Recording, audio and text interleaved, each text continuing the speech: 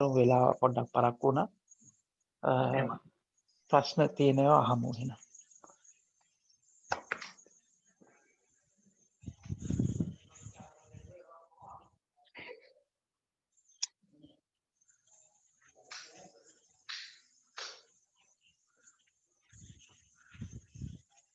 හොඳයි ඔබට තියෙන ගැටලු ඉදිරිපත් කරන්න අපි ඊට අනුකූලව සාකච්ඡාව කරනවා. අවසරයි ස්වාමීන් වහන්සේ. අවසරයි. දැන් අපි දැන් මොකක් හරි ක්‍රියාවක් කිරීම සහ නොකිරීම නිසා සමහරක් වෙලාවට අපිට පසුතැවිල්ලක් ඇති වෙනවා. උදාහරණයක් විදිහට අපි දැන් දානයක් අපි දෙන්න ගියාම ඒ දානේ ඊට වඩා තව හොඳින් දුන්නා නම් හොඳයි කියලා පස්සේ සමහරක් වෙලාවට හිතෙනවා. එහෙම නැත්නම් එහෙම නැතුව ඊට අඩුවෙන් දුන්නා නම් හොඳයි කියලා හිතෙනවා.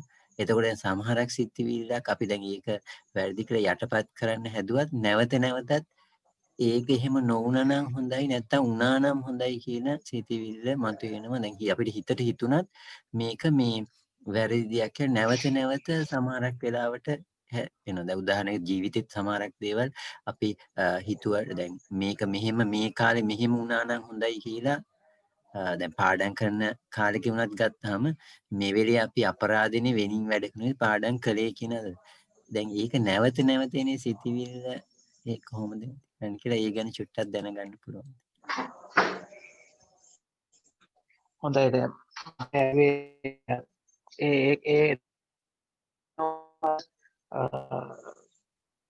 මම ඒක විස්තර කරන්නම්කෝ. දාගේ අරගෙන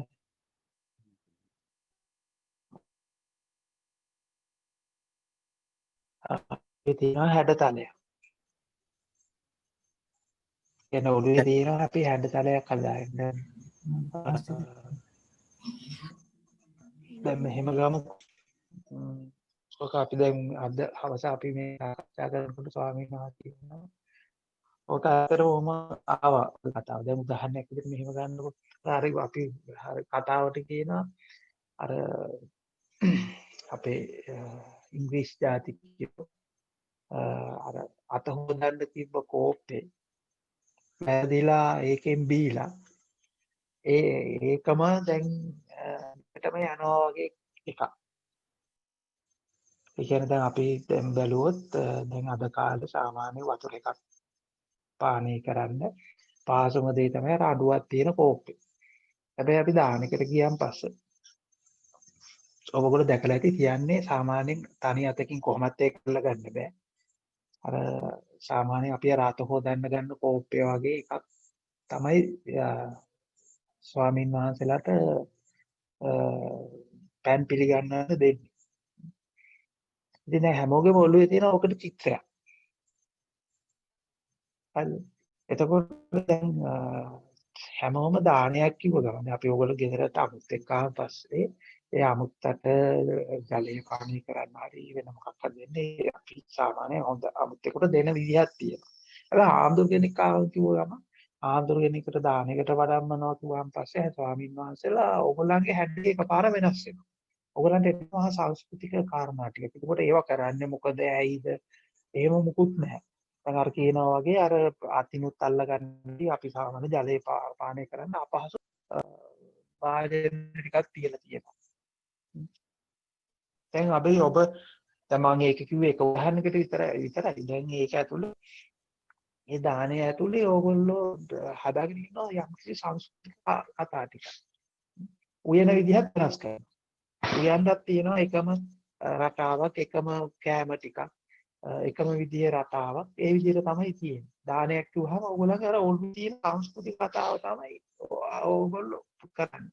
ඒ කියන්නේ ඒක ඇයි කියලා දන්නේ නැහැ. එහෙම ආවේ එහෙම ඇයිද දන්නේ නැහැ. මොකද කියලා දන්නේ නැහැ. ඒ හදා ගන්නවා යම් සංස්කෘතික හැඩතල ටික. ඒ සංස්කෘතික හැඩතල ටිකට අරගෙන දැන් උදාහරණ දැන් මෙන්න මේක ගන්නකො. දැන් ඕගොල්ලෝ ගෙදරට මුත් එක්ක වගේ ආවොත් අපි මාගේ නෝනගේ ඔබට උයන ක්‍රමයක් තියෙනවා. කෑම පිළිගන්න ක්‍රමයක් තියෙනවා. දැන් ඒක හරි නිදහස්, හරි පහසුයි. හැබැයි ඕගොල්ලෝ ගෙදරට ස්වාමීන් වහන්සේලා කීප නම දාන්නට වරින් කිව්වම ඕගොල්ලෝ මහා අමුතු කතාවක් හදාගන්න. අමුතු හැඩතල ටිකක් හදාගන්න. ඒ අමුතු හැඩතල ටික ඇතුලේ දැන් උදාහරණයක් අපි දානිය දෙන එක පහසු වෙන්න එපා. ඒ කියන්නේ අපි දානය කියන එක පිනක් කියලා ගන්න. මේ පිනක් කියලා කිව්වට මේ දානය දෙන මුළු ප්‍රොසෙස් එක ඇතුලේ ඕගොල්ලෝ මහා යුද්ධක ඉන්නේ. මහා අපහසුක ඉන්නේ. ඒ විතරක් නෙමෙයි පැත්තෙන් ආන්දෝලන පොඩ්ඩක් අහලා බලුවොත් ඒකෙත් ඉන්නවා. අපි අර කතාවට කියන්නේ මිනිස්සු බොහොම නිදහසේ කරන්න ඕනේ. කියන්නේ කන එක බොහොම නිදහසේ කරන්න ඕනේ වැඩක්. හැබැයි ස්වාමීන් වහන්සේලාට තියෙන ඒ කියන්නේ ඒ ඉල කරලා තියෙන රාමුදල මේ ලෝකේ තියෙන අමාරුවෙම කන පිළිස බවට පත් වෙලා. දානෙ ගන්න පිළිස කියන්නේ වළඳන පිළිස බවට පත් වෙලා. ඉතින් අසු දෙකකින් කියන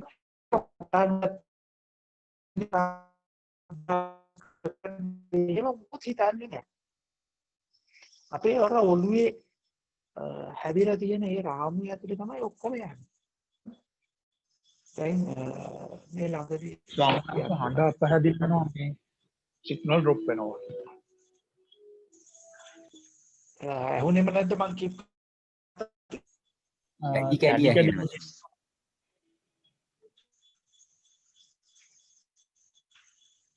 ස්වාමීනාචිගේ මැසේජ් එකේ එනවා bandwidth is low කියලා. bandwidth is low කියලා මැසේජ් එකක් පෙන්නනවා.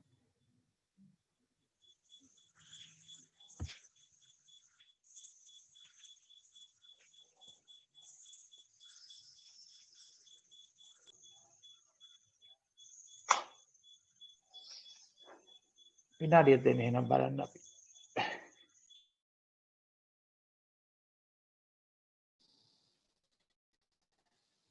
එහෙමනම් ස්වාමීන් වහන්සේ වීඩියෝ එක ඔෆ් කරලා සහභාගී වුණත් කමක් නැහැ බෑන්ඩ්විඩ්ත් එක අඩු නම්.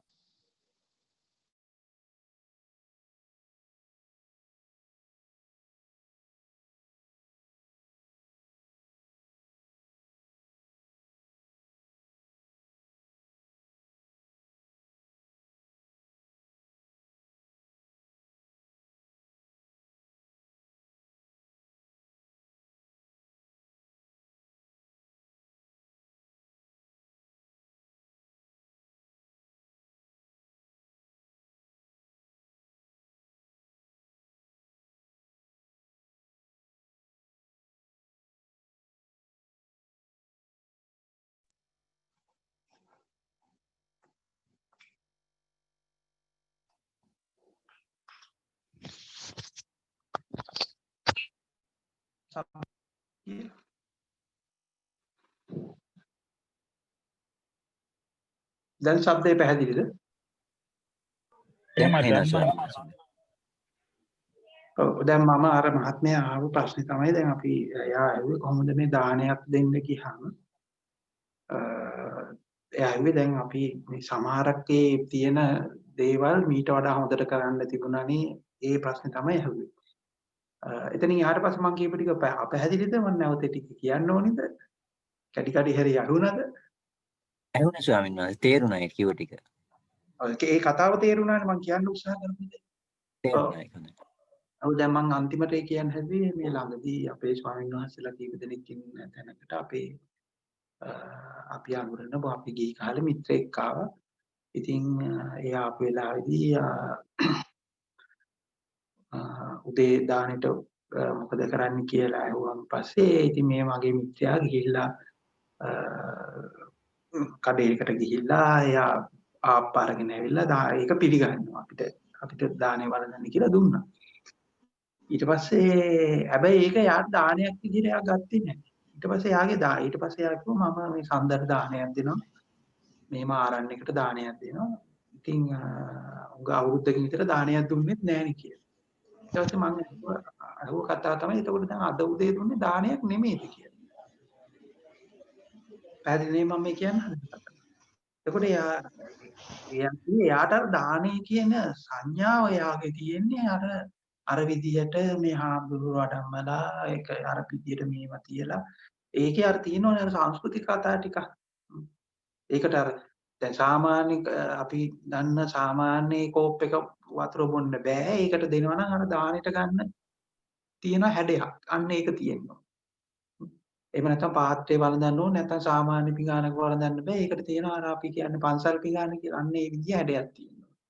අපි දැන් සාමාන්‍ය දානේ දෙනකොට කරන්නේ අර පන්සලේ තියෙන අර ඒ හැඩතල වල ටිකට අදාළ ටික ගිහිල්ලා ඒ පන්සලෙන් ඉල්ල ගන්න. අරගෙන ඒක විදිහට දාලා ඒ විදිහට තමයි දෙන්නේ. දැන් අපේ ඔළුවේ මේ විදිහට මම මේක උදාහරණයකට ගත්තේ ඒක ඔබ පදිංචි වෙන්න එපා. මම මේ උදාහරණයකට ගත්තේ ඔබගේ ඔළුවේ තියෙන මේ වගේ හැඩතල ටික. මොකක් හරි හැම වැඩකට. ඔබගේ ඔළුවේ හැඩගැහිච්ච සංස්කෘතික හැඩතල ටිකක් තියෙනවා. ඉතින් ඒක මොකද්ද කියලා ඔබ දන්නේ ඒක ආවේ ඇයි? ඒක පහසුද? ඒක හොඳද? ඒක නරකද? එහෙම අදහසක් ඔබට නැහැ. ඔබ කරන්නේ ඒ සංස්කෘතික හැඩතල වලට අනුකූලව තමයි ඔබ චිත්‍රය හදාගන්නේ. ඊට පස්සේ ඒ චිත්‍රයත් එක්ක තමයි ඔබ කම්පෙයාර් කරලා බලන්නේ මේක හොඳද? එක්ක මේක නරකද? ඒක නැත්තම් මේක මීට වඩා හොඳට සිද්ධ වෙන්න උනාද කියන එක. ඉතින් දෙයක් සිද්ධ වෙන්න ඕනේ හොඳම විදිය තමයි ඔබට පහසුම විදිය. ඔබට නෙමෙයි සියලු දෙනාටම පහසුම විදිය. ඉතින් අපි මේ පහසුම විදිය වෙනුවට අපි බොහොම සංස්කෘතිමය විදියට අපි ගන්න විදිය තමයි අපි හැම වෙලාවෙම ගන්නේ. ඉතින් ඒ සංස්කෘතික හැඩතලය හරහා අපි ගොඩනගාගත්ත අර මනෝමය චිත්තේ රූපය එක තමයි අපිට වෙන්නේ හැම වෙලාවෙම මේක මීට වඩා හොඳට කරන්න තිබුණානේ. එහෙම නැත්නම් මේ වෙච්ච විදිය හොඳ නෑනේ කියලා අර කතාව එන්නේ ඔළුවට. ඉතින් අපි මේ අර සංස්කෘතික හැඩතල ටික අපි හරියට තෝරගත්තා. ඒ වගේ තියෙන සාපේක්ෂක බව තෝරගත්තා. ඒ වගේ අර මම අර කලින් උපමාවකදී අපි අර හිතන්නේ බලන්නේ නැතුව පූස ගැට ගන්නවා වගේ ඔය කරගෙන යන වැඩ පිළිවෙලක් තියෙනවා. අන්න ඒ ටික අපි තෝරගත්තා නම් එතනින් එහාට ඒ සංස්කෘතික හැඩතල වල අපි හිර වෙන්නේ නැහැ. ඒකෙන් අදහස් වෙන්නේ නැහැ සීල සංස්කෘතිය ලක්ෂණ අහිං කරලා. සංස්කෘතික වීමේ සංස්කෘතිය හදාගන්න කියලා. ඉතින් ඒ වගේ තියෙන අර සාපේක්ෂක බව තෝරගත්තට පස්සේ අපි මේක මීට වඩා හොඳ විදිහකට වෙන්න තිබුණානේ. මීට වඩා හොඳ විදිහට කරන්න පුළුවන් වගේ අදහස් එන්නේ නැහැ. පැහැදිලිද? එතකොට අනිත් එක අපි මේ සියලුම දේවල් ඔක්කොම කරගන්නේ අපි මනෝමය වශයෙන් හදාගත්තු ඒ චිත්ත රූපයට සාපේක්ෂවමයි. ඉතින් මනෝමය හදාගන්න චිත්ත රූපේ ඔබ බොහෝ විට අර පුරුෂකට ගහනවා වගේ සංස්කෘතිකව හදාගත්තු චිත්ත රූප ටික. ඉතින් ওই කතාව ඉස්සර තෝරගන්න. එතකොට ඔබ නොදැනුවත්වම පහසු ක්‍රමයටම යනවා ඉබේ. දෙයක් වෙන්න ඕනි දේ කියන එක පහසු තැනට යනවා. ඒ පහසුව තුළ අර නිදහස තියෙනවා. ඒ කතාව තෝරගන්න. ඉතින් ඒ තවත් අපහැදිලි නම් තවත් ඒක විස්තර කරන්න ඕන අහන්න. දැන් සමහරක් දැන් ඒකේ දැන් මේ මොනවාද මට තියෙන දැන් අටපිරිකර අපි දෙන මට දැන් හිතෙන අටපිරිකර මේ දවස්වල USB pen එකක් දෙන එක වටිනව නේද කියලා. ඒකට එතන අර contradictory point එකක් ආවා. ඒතර සමහරක් අයත් එක්ක දැන් මේ අටපිරික දෙන්න ඕන. මට හිතුණා ඉතින් USB pen දෙන්න එකක් පිරිකරට දෙන එක වැදගත්ද කියලා. ඉතින් ඒක මම දැන් මෙහෙම අපි මේ ගන්න උදාහරණේ පදිංචි වෙන්න එපා. මේක ඔබේ ජීවිතේ හැමතැනම තියෙන එකක්.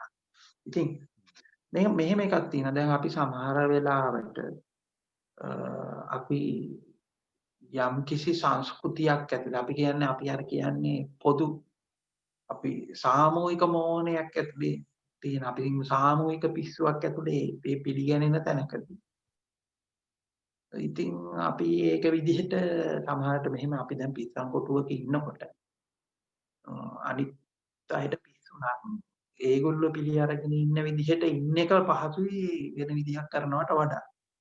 තේරුණාද? ඉතින් එතකොට අපි ඒක ඒ විදිහට එහෙම කරනවා නම් ඒ විදිහට කරනවා. හැබැයි ඉතින් ඔබට ඕනෑම වෙලාවක නිදහස තියෙනවා. ඔබ ඒක කඩාගෙන යන්න. හැබැයි ඒක අර විකාර සහගත අදහස් විදිහට නෙමෙයි. ඇත්තටම ඉතින් අර දැන් ඔය කියපු කතාවේ හැටියට අපි දානේ කියන්නේ ඔය දානේ හරි වෙන මොකක් හරි දේවල් වලදී අපි කරන්නේ අර හුදු පරම්පරා කතාවල හැටියට හුදු අර පුරුද්දට කරන එකනේ. ඉතින් පුරුද්දට කරනවට වඩා විමසලා හිතලා මොකද්ද හරි විදිය කියලා එතකොට හරි විදිය කියන එක එනවා මොකක්ද ඒක ආය අමුතුවෙන් ඒක ඊට වඩා හොඳ විදිහට කරන්න තිබුණා වගේ එකක් එන්නේ නැහැ.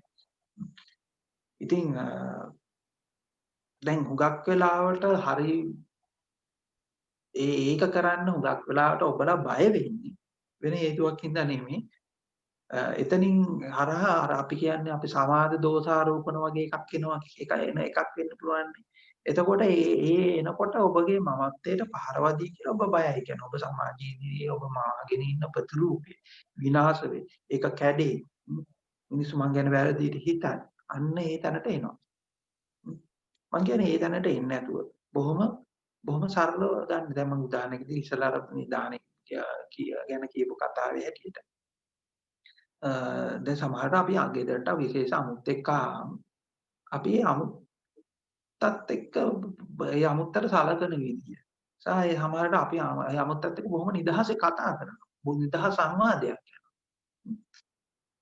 හැබැයි දැන් ඔබ සමහරවිට ස්වාමීන් වහන්සේ නමක් ගෙදරට ආවපත් ඔබ අමුතු චරිතයක් රඟපාන්න. ඉතින් ඒ චරිත විදිහට සමහරවිට හාමුදුරන්ට රඟපාන්න.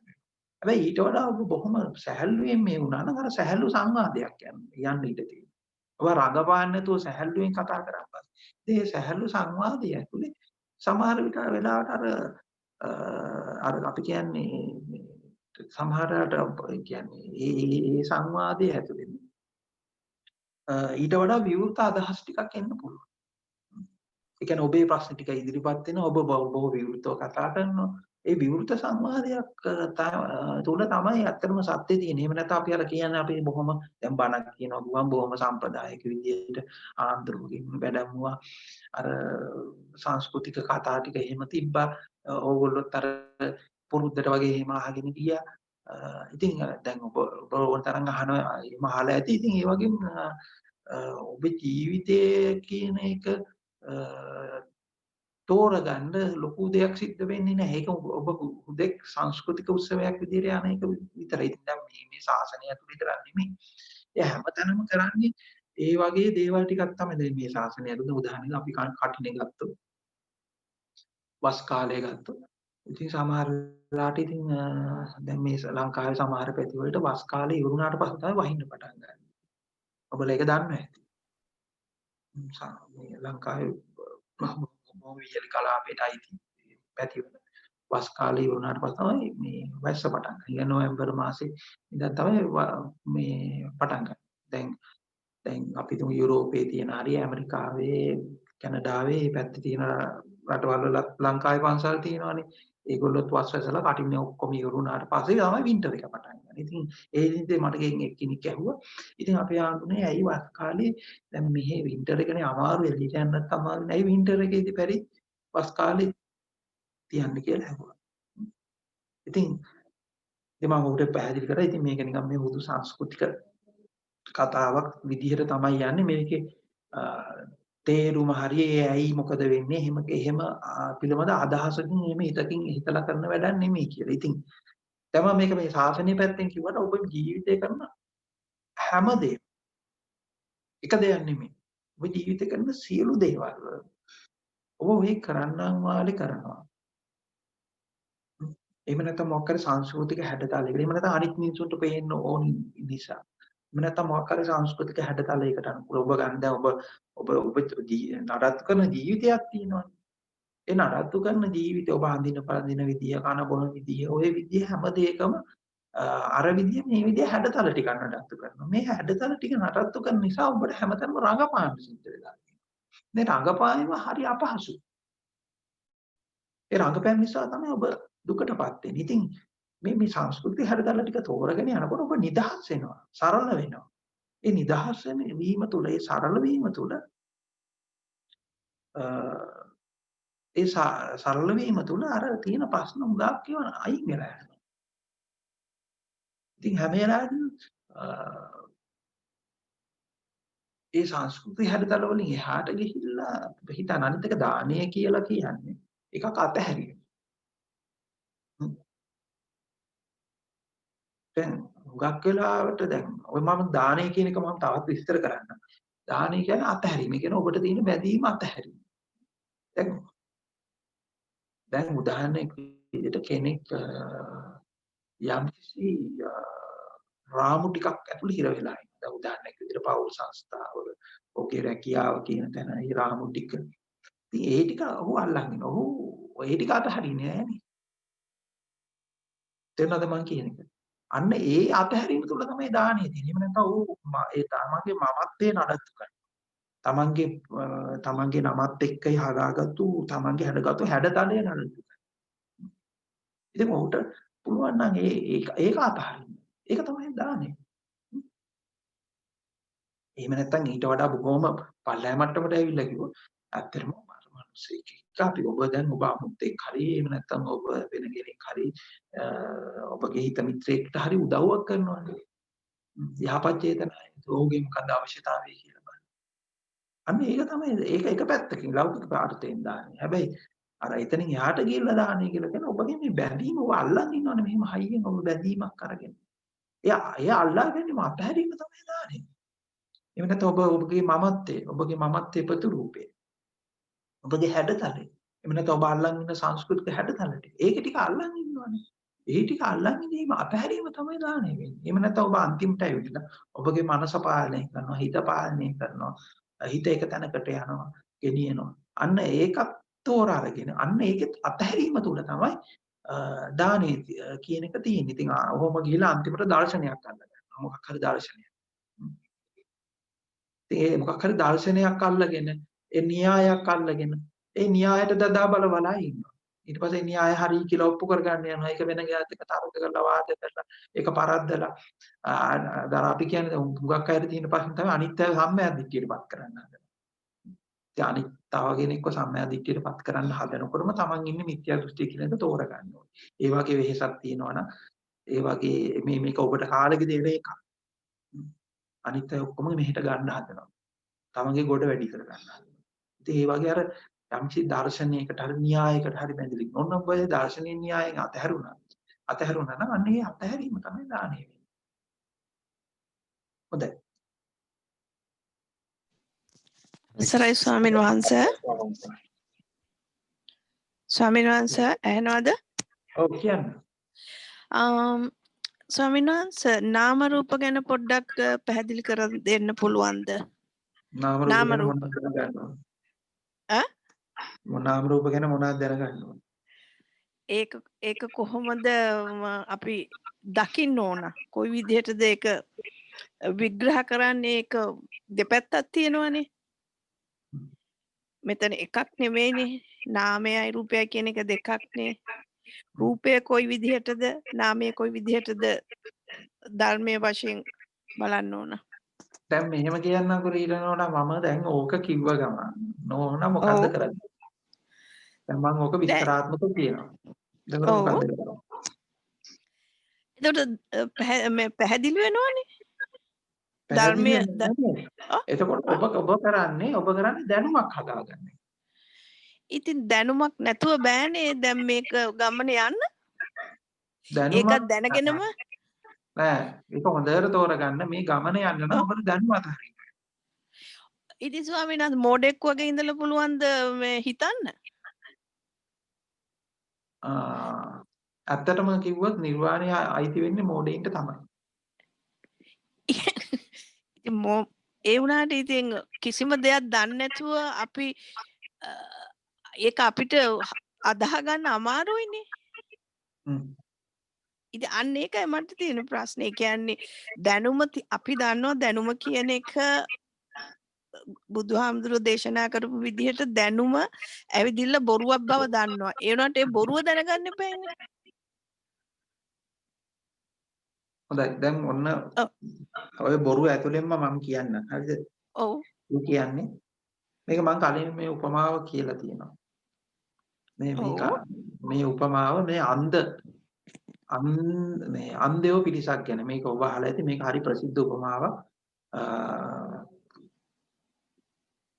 මේ ප්‍රසිද්ධ උපමාව තමයි මේ අන්ධයෝ පිරිසක් ඉන්නවා. ಜಾති අන්ධයෝ කියලා කියන්නේ. උපතින්ම අන්ධයෝ. ඔව්. මේ උපතින්ම අන්ධයෝ අපි කියන්නේ උපතින්ම අන්ධයෝ හිටපු රටේ අලියෝ ඉඳලා නැහැ. අලියා කියන සතායි ඉඳලා නැහැ. හරිද? ඔව්. එතකොට මේ අලියා කියන සතා ඉඳලා නැහැ මේ උපතින්ම අන්ත වෙච්ච අන්ධ හිටපු ඒ පළාතේ. එතකොට මේගොල්ලන්ට කියනවා අලියා කියලා සතෙක් ඉන්නවා. එතකොට ඔව්. මේගොල්ලෝ අහනවා මේක මොනවා වගේ. ඔව්. හරිද? ඊට පස්සේ දැන් මේගොල්ලෝ එක්කන් යනවා අලියෙක් ගාවට. ඔව්. එතකොට අලියෙක් ගාවට ගිහලා දැන් එක එක්කිනාට ගිහිල්ලා කියනවා අලියා බලන්න. එතකොට දැන් එක්කෙනෙක් ගියා එයාට අහු වුණා අලියාගේ කකුල. එයා අතපත ගාලා එයා බැලුවා මේ අපේ ගෙදර තියෙන වංගෙඩියක්. ඒක අල්ලනවා වගේ තමයි මේක දැනෙන්නේ. එතකොට අලියා හරියට වංගෙඩියක් වගේ කියලා එයා අදහසක් කරගෙන එනවා. ඔව්. පැහැදිලිද? ඔව්. තව කෙනෙකුට ගිහිල්ලා අහු වෙනවා. හොඬ. ඒ ආයෙ කතාකට ගන්න බලනවා. අර ගෙදර ඉන්න මෝල් ගහට සමානයි හොඬ. එයා බලලා එයා කියනවා අලිය සමානයි මෝල් ගහ කියලා. ඔව්.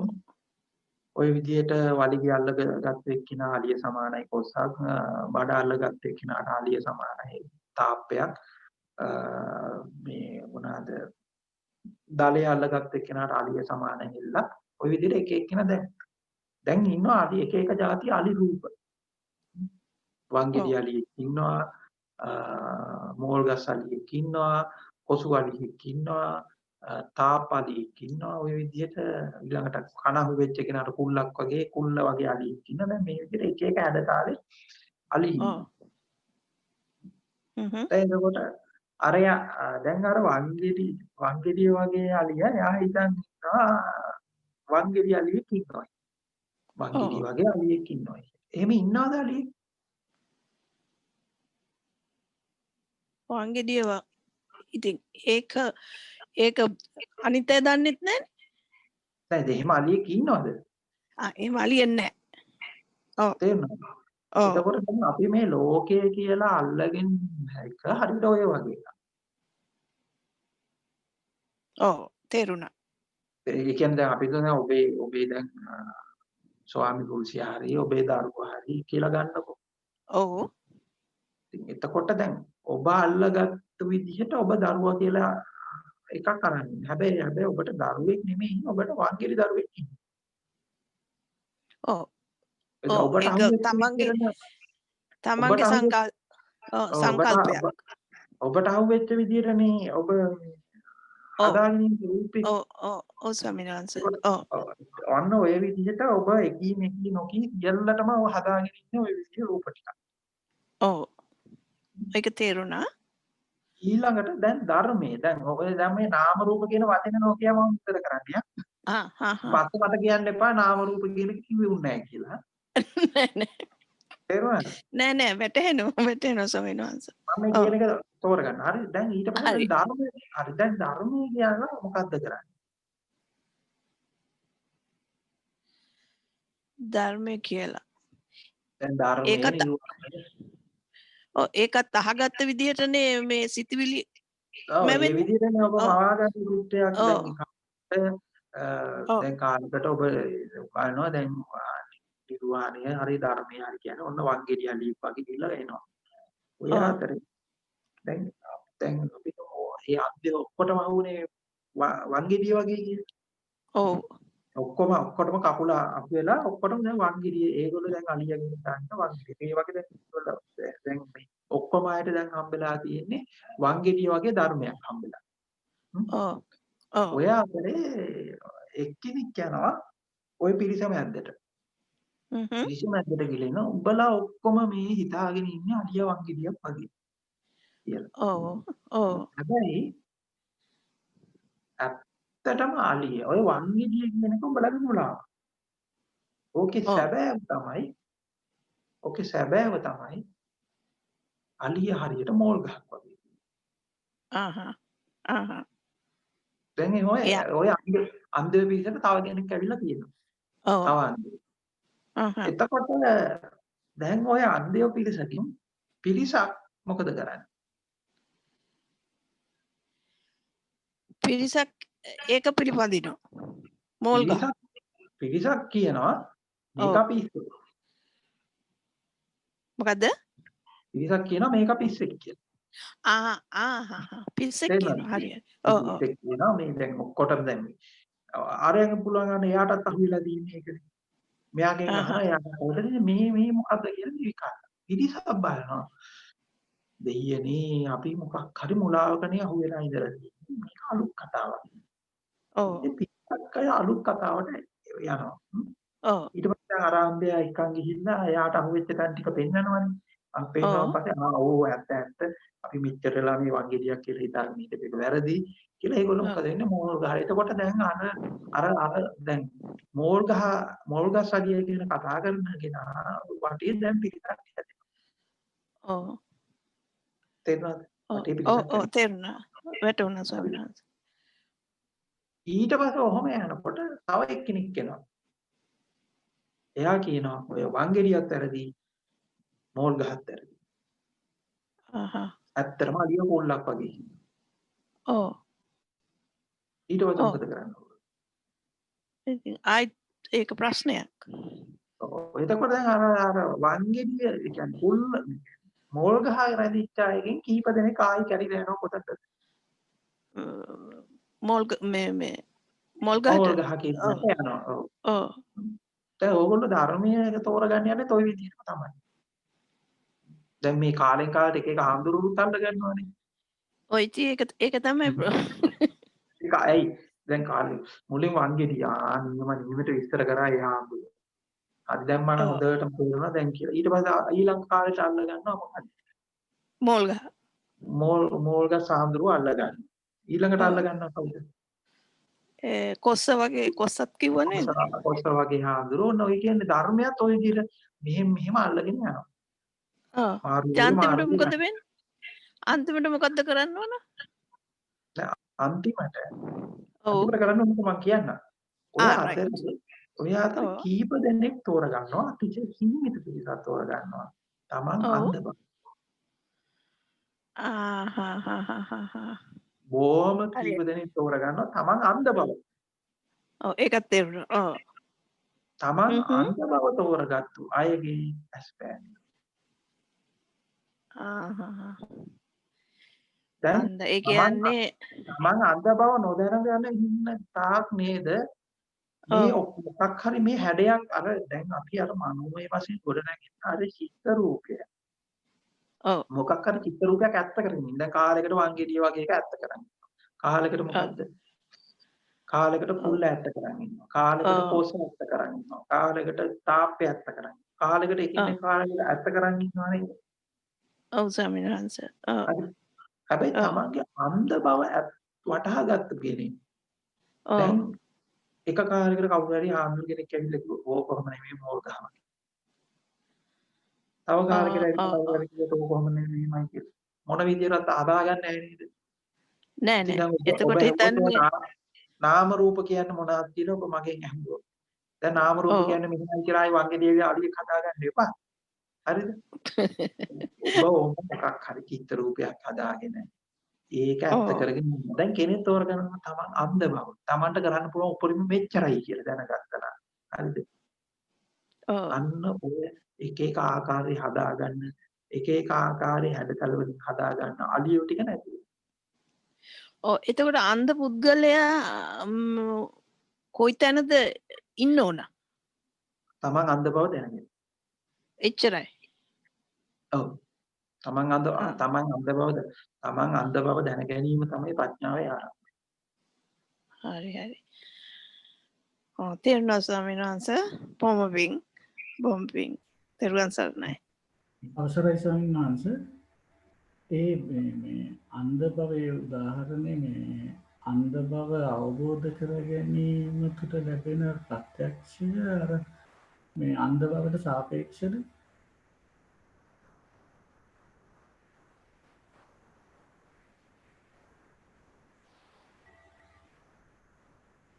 ඒක ප්‍රත්‍යක්ෂය නෙමෙයි මේක ඔබ තව මොකක් හරි හදාගත්තු තවත් චිත්ත රූපයක්.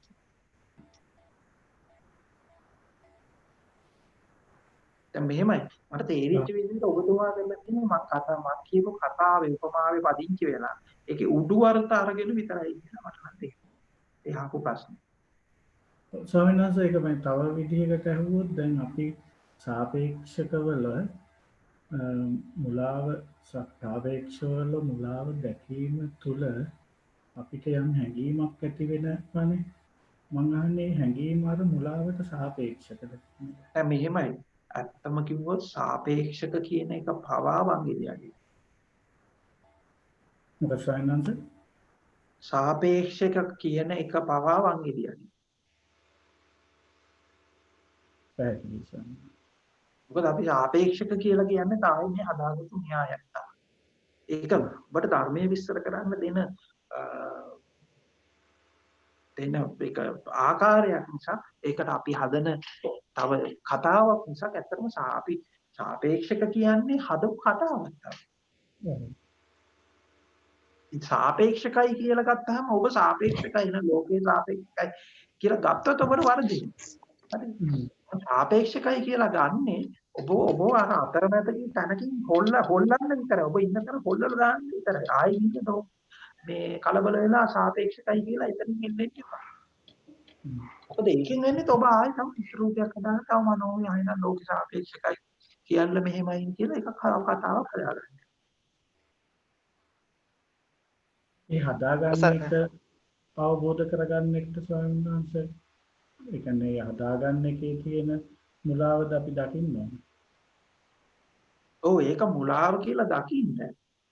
හැබැයි ඒක මුලාව කියලා දෘෂ්ටිගත වෙන්න. ඒ කියන්නේ මුලාවම තමයි මේක අවබෝධ කියන්නේ. දැන් මෙන්න මෙහෙම හිතන්නකෝ. දැන් ඕක මුලාවමයි කියලා ගන්නකොටම අපි ඒ මෝඩ් එකට යනවානේ. ඒ මෝඩ් එකෙන් මොකක්ද බලන්නේ? තේරුණාද? ඒක මෝඩ් එකක්. ඔව්. තේරුණාද? පැහැදිලි ස්වාමීන් වහන්සේ. DSC කියලා එක්කෙනෙක් කත උස්සගෙන ඉන්නවා. ප්‍රශ්න අහනවනම් අහන්න. අවසන් මේ ප්‍රශ්න ගිහිල්ලා දෙසරයක් විතර මේ වෙනකට යවුවා. සමහරවිට මට තියෙන ප්‍රශ්න තමයි දැන් මේක මගේ පෞද්ගලිකව තියෙන එක්ස්පීරියන්ස් එකේ හැටියට මම අහන්නේ ප්‍රශ්නේ.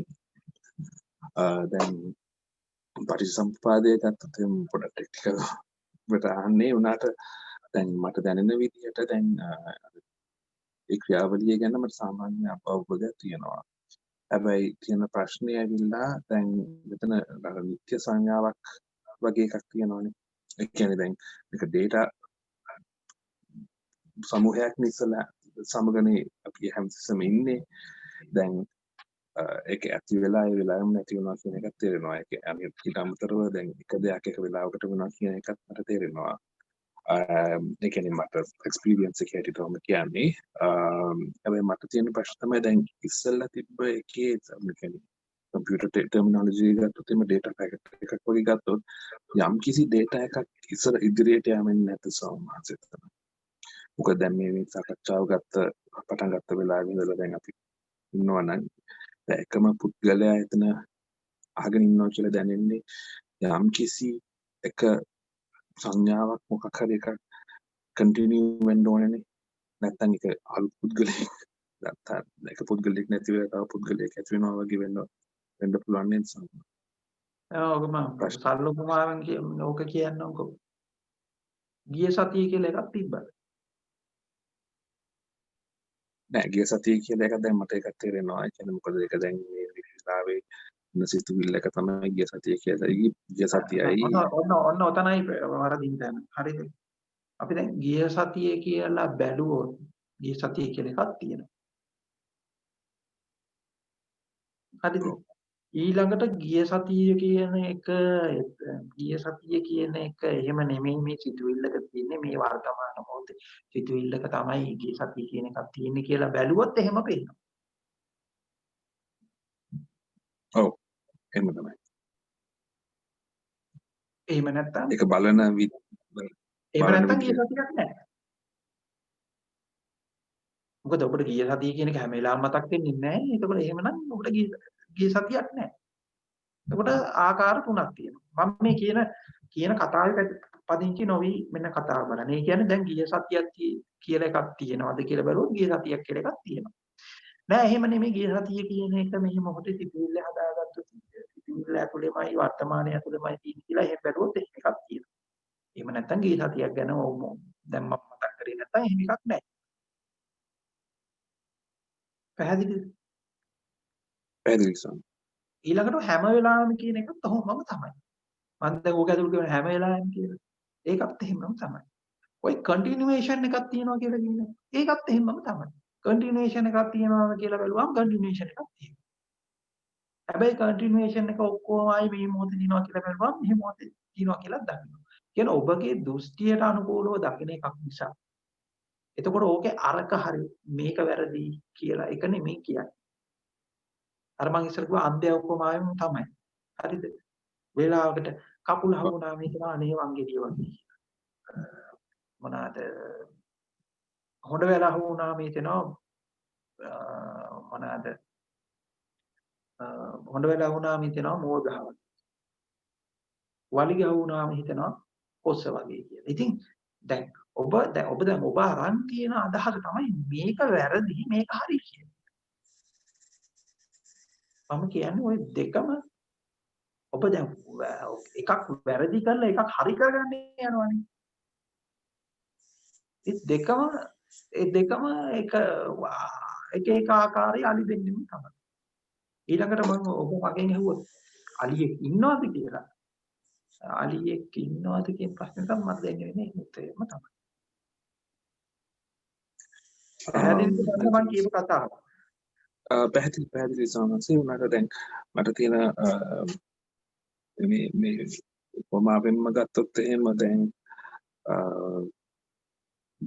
දැන් අලියෙක් තියනවද නැත්ද අලියෙක්ගේ කියන්නේ හොඬ වැලද වලිගද කියලා කෙනෙක් එක දැන් හිතුවා කියමුකෝ ඒ වුණාට දැන් සමහර ගොඩක් වෙලාවට දැන් සමහර වෙලාවට සිතුවිලි එන්නේ තමාගේ කන්ට්‍රෝල් එකකින් නෙමෙයිනේ තමා කියලා පනවගත්තොත් දැන් සිතුවිල්ලක් ඒක තමයි දැන් මෙහෙම මෙන්න මේ බලන්න මහත්තයෝ හොඳට තෝරගන්න සිතුවිලි එනවා කියලා බැලුවොත් සිතුවිලි එනවා බව පේනවා ඒකේ කන්ටිනියුේෂන් එකක් තියෙනවා කියලා බැලුවොත් කන්ටිනියුේෂන් එකක් තියෙනවා කියලා පේනවා නැත්තම් මේ සිතුවිලි ඔක්කොම මේ සියලු දේවල් මේ මොහොතේ හදාගත්තු එකක් කියලා බැලුවොත් එහෙම පේනවා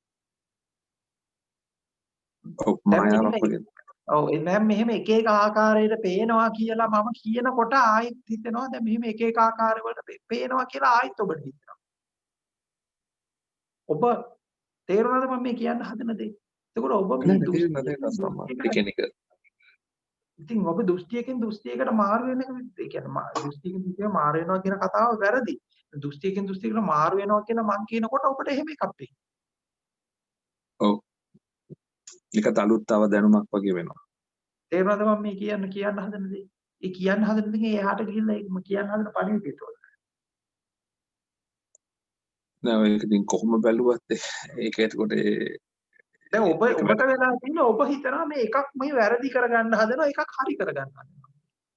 නෑ ඇත්තම බැලුවොත් හැමදාම වැරදි කිව්වත් එතකොට එතරම් වැරදි.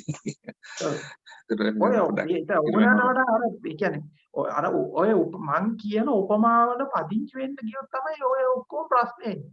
මම හැම වෙලාවෙම කියනවා මම මේ කියන උපමාවල හරි මම ඔබට කරන ප්‍රකාශය ඔබට දෙන්න තව දෘෂ්ටියක් පමණයි.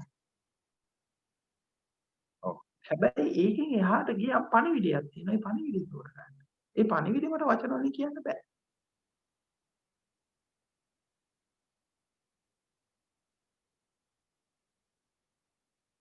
එමය සමස් ගරු ස්වාමීන් වහන්සේ අර කලින් මහත්මයා අහපු ප්‍රශ්නෙට තව දිගුවක් හැටියට මතකයේ කියන එක පිළිබඳව වහන්සේගේ ධර්ම සාකච්ඡා අහන වෙලාවකදී බණ අහන වෙලාවේදී අපිට දැනලා තියෙන දැන් සංසාරය කියන එකත් මේ මොහොතේ තියෙන හිතවිල්ලක් කියලා. එතකොට දැන් මේක මම පොඩ්ඩක් අර මේ ළඟදින් බලපු YouTube එක පොඩි දර්ශනයකට මා කරනවා අර මේ වේයන්ගොඩ පැත්තේ පොඩි දරුවෙක් බොහොම ව්‍යක්ත විදිහට ඉංග්‍රීසි භාෂාව හින්දි භාෂාව හසුරවන අවුරුදු 8ක විතර දරුවෙක්. එතකොට ඒ ඒ මතකේ සංසාරේ කියලා එකක් කියන ඒ මතකේ ඔව් ඒක කොහෙන්ද ආවේ කියලා නේද අහන්නේ. එහෙම උනේ කොහොමද කියන එක දැන් ඔය ඒක උනේ කොහොමද කියලා ඔබට උත්තරේ හම්බ වෙනවා. ඔබට ওই ප්‍රශ්නේ ආවේ කොහෙන්ද කියලා ඔයා හම්බුනා. හොයාගත්තා. දැන් ස්වාමීන් වහන්සේ අර ඉස්සලා මහත්මයා අහපු ප්‍රශ්නෙත් එක්කලා තමයි අර දැන් අර අපි ඉදිරියට යන දෙයක් තියෙනවද කියලා ඔබට මම දීපු උත්තරේ ඔබට ඇහුනේ නැහැ. දැන් ඔබ හැව්වේ අර ළමයාට දැන් හින්දි භාෂාව පුළුවන් හින්දි භාෂාව පුළුවන් මනාට වගේ ඉංග්‍රීසිත් පුළුවන් සිංහලත් පුළුවන් ඒක කොහෙන්ද එන්නේ කියලා ඔබ මගෙන් අහනවා. එහෙම වුණා නම් මේක කන්ටිනියුේෂන් එකක් තියෙන්න ඕනේ නේද කියලා. මම ඔබෙන් අහනවා. ඔබට ওই ප්‍රශ්නේ එන්නේ කොහෙන්ද කියලා ඔබ හොයාගත්තා. ඒක මේ මොහොතේ ඇතිච්ච සිතුවිල්ලක් ස්වාමීන් වහන්සේ අර ප්‍රශ්නෙත් එක්කලා අර කලින් මහත්මයා ඕක මේ මොහොතේ ඇති වෙච්ච සිතුවිල්ලක් කියන එක ඔබ ඕකෙන් පලා යන්න දෙන උත්තරයක්. ඒක හරි උත්තරේ නෙමෙයි. ඔය ප්‍රශ්නේ කොහෙන්ද එන්නේ? කියන්නේ අපි හිතනවා මෙහෙමද ස්වාමීන් වහන්සේ කියන්නේ අපි හිතනවා එහෙම දෙයක් වෙන්න බෑ. එහෙම හිතන නිසා වෙන්නේ. ඒ කියන්නේ දැන් එහෙම කෙනෙකුට එහෙම ඔබට ඔය ප්‍රශ්න ටික කොහෙන්ද එන්නේ? එන අවබෝධයක් නැහැ ස්වාමීන් වහන්සේ මට ඒක කොහෙන්ද එන්නේ කියන එක දැන් අර ප්‍රශ්නෙත් එක්කලා මගේ හිතේ මතුවුණා ඇරෙන්න අර කලින් ඕකට හරියට උත්තරේ හොයාගන්න. දැන් මෙන්න මෙහෙම එකක් තියෙනවා. අවිද්‍යාවට සාපේක්ෂව කන්ටිනියුේෂන් එකක් තියෙනවා. අවිද්‍යාවට සාපේක්ෂව කන්ටිනියුේෂන් එකක් තියෙනවා. අවිද්‍යාවට සාපේක්ෂව මොනවාද අවිද්‍යාවට සාපේක්ෂව පුනරුත්පත්තිය තියෙනවා. අවිද්‍යාවට සාපේක්ෂව සංසාරේ තියෙනවා. අවිද්‍යාවට සාපේක්ෂව නිර්වාණය තියෙනවා.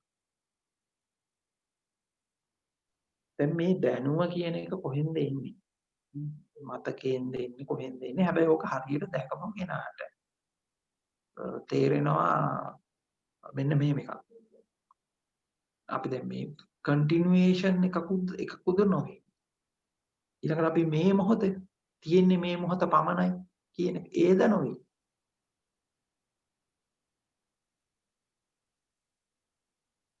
ඒ දෙකම නෙමෙයි.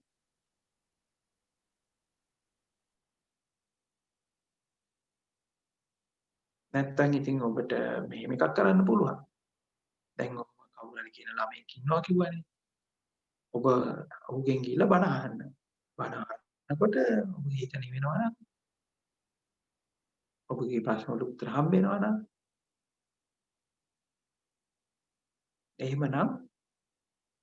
එහෙමනම් හොඳයි. දැන් මම මෙහෙම එක ප්‍රශ්නයක් අහන්න. ඔබ මෙන්න මේ ප්‍රශ්නේ තව පැත්තකින් මම අහන එක. එතකොට ඇයි අනිත් ළමයින්ට බැරි ඒක? එතනම තමයි ස්වාමීන් වහන්සේ ප්‍රශ්නේ අර ඒ කියන්නේ අර මතකයේ කියන එක සංසාරය කියන එක අපි එතකොට දැන් අපිට ගන්න වෙනවා දැන් හරි එහෙම ළමයෙක් ඉන්නවා. ඒ ළමයාට හරි එයා පුනරුත්පත්තිය තියෙනවා. එතකොට අනිත් අයට අපිට ගන්න වෙනවා. ඒ අයට එහෙම බැරි නම් මොකද්ද? එතකොට ඒ අය අර අපි කියන්නේ දෙවියන් වහන්සේ විසින් මැව්වයි කියලා අපිට හිතන්න වෙනවා. මේ මොහොතේ දෙවියන් වහන්සේ විසින් මැව්වා. ස්වාමීන් වහන්සේ මම එතන ඒ විදිහට හිතන එක ගැන නෙවෙයි කිව්වේ දැන් අර එහෙම මතකයේ කියන එක අර ඉස්සල මහත්මයා අපිට ඒ කන්ටිනියුේෂන් එක දැන් කොහෙන්ද දැන් ඒ මේක හැකියාව ඒ වෙන්නේ කොහොමද කියන එක දැන් ඒ දැන් භාෂාව හරි මොනවා හරි අපිට දැන් අපි අර කියන විදිහට ඩේටාබේස් ඔබතුමා පුදුම වෙන්නේ මේ ළමයේ තියෙන භාෂා දැනුම ගැනනේ. ඇත්තටම ඔබතුමා පුදුම වෙන්න ඕනේ ඔබතුමාට තියෙන භාෂා දැනුම ගැන. මම මේ මෙච්චර වෙලා මම මේ වටේ ගහලා මේවට වටේ ගියේ ඔබතුමාට පණිවිඩයක් දෙන්න. මම එක පැති වලින් ගැහුවේ අර ප්‍රශ්න එක පැති වලින් අර හිලක පෙන්වන්න හැදුවේ වෙන කතාවක්. ඒ කියන්නේ ඔබ පුදුම වෙන්නේ අර පොඩි ළමයාට තියෙන හරි ඔබ YouTube එකකින් හරි කොහෙන් හරි කතාවකින් අහගත්තු ළමයා ගැන තියෙන භාෂා දැනුම. ඔබගේ භාෂා දැනුම ගැන පුදුම වුණාද ඔය වෙලාවට? ඒ ගැන කියනකොට ස්වාමීන් වහන්සේ දැන් අර අපි හිතනකොට තේරෙනවානේ අපි පාසල් ගිහිල්ලා යමක් පුරුදු පුහුණු කරපු මේකක් අපිට අතීතයේ එක්ක තාමත් ඔබ දැන් ඔබට ඔය ඔබගේ හිතීම පුදුම වෙන්නේ නැද්ද? ඒක පුදුමයක් නෙමෙයිද?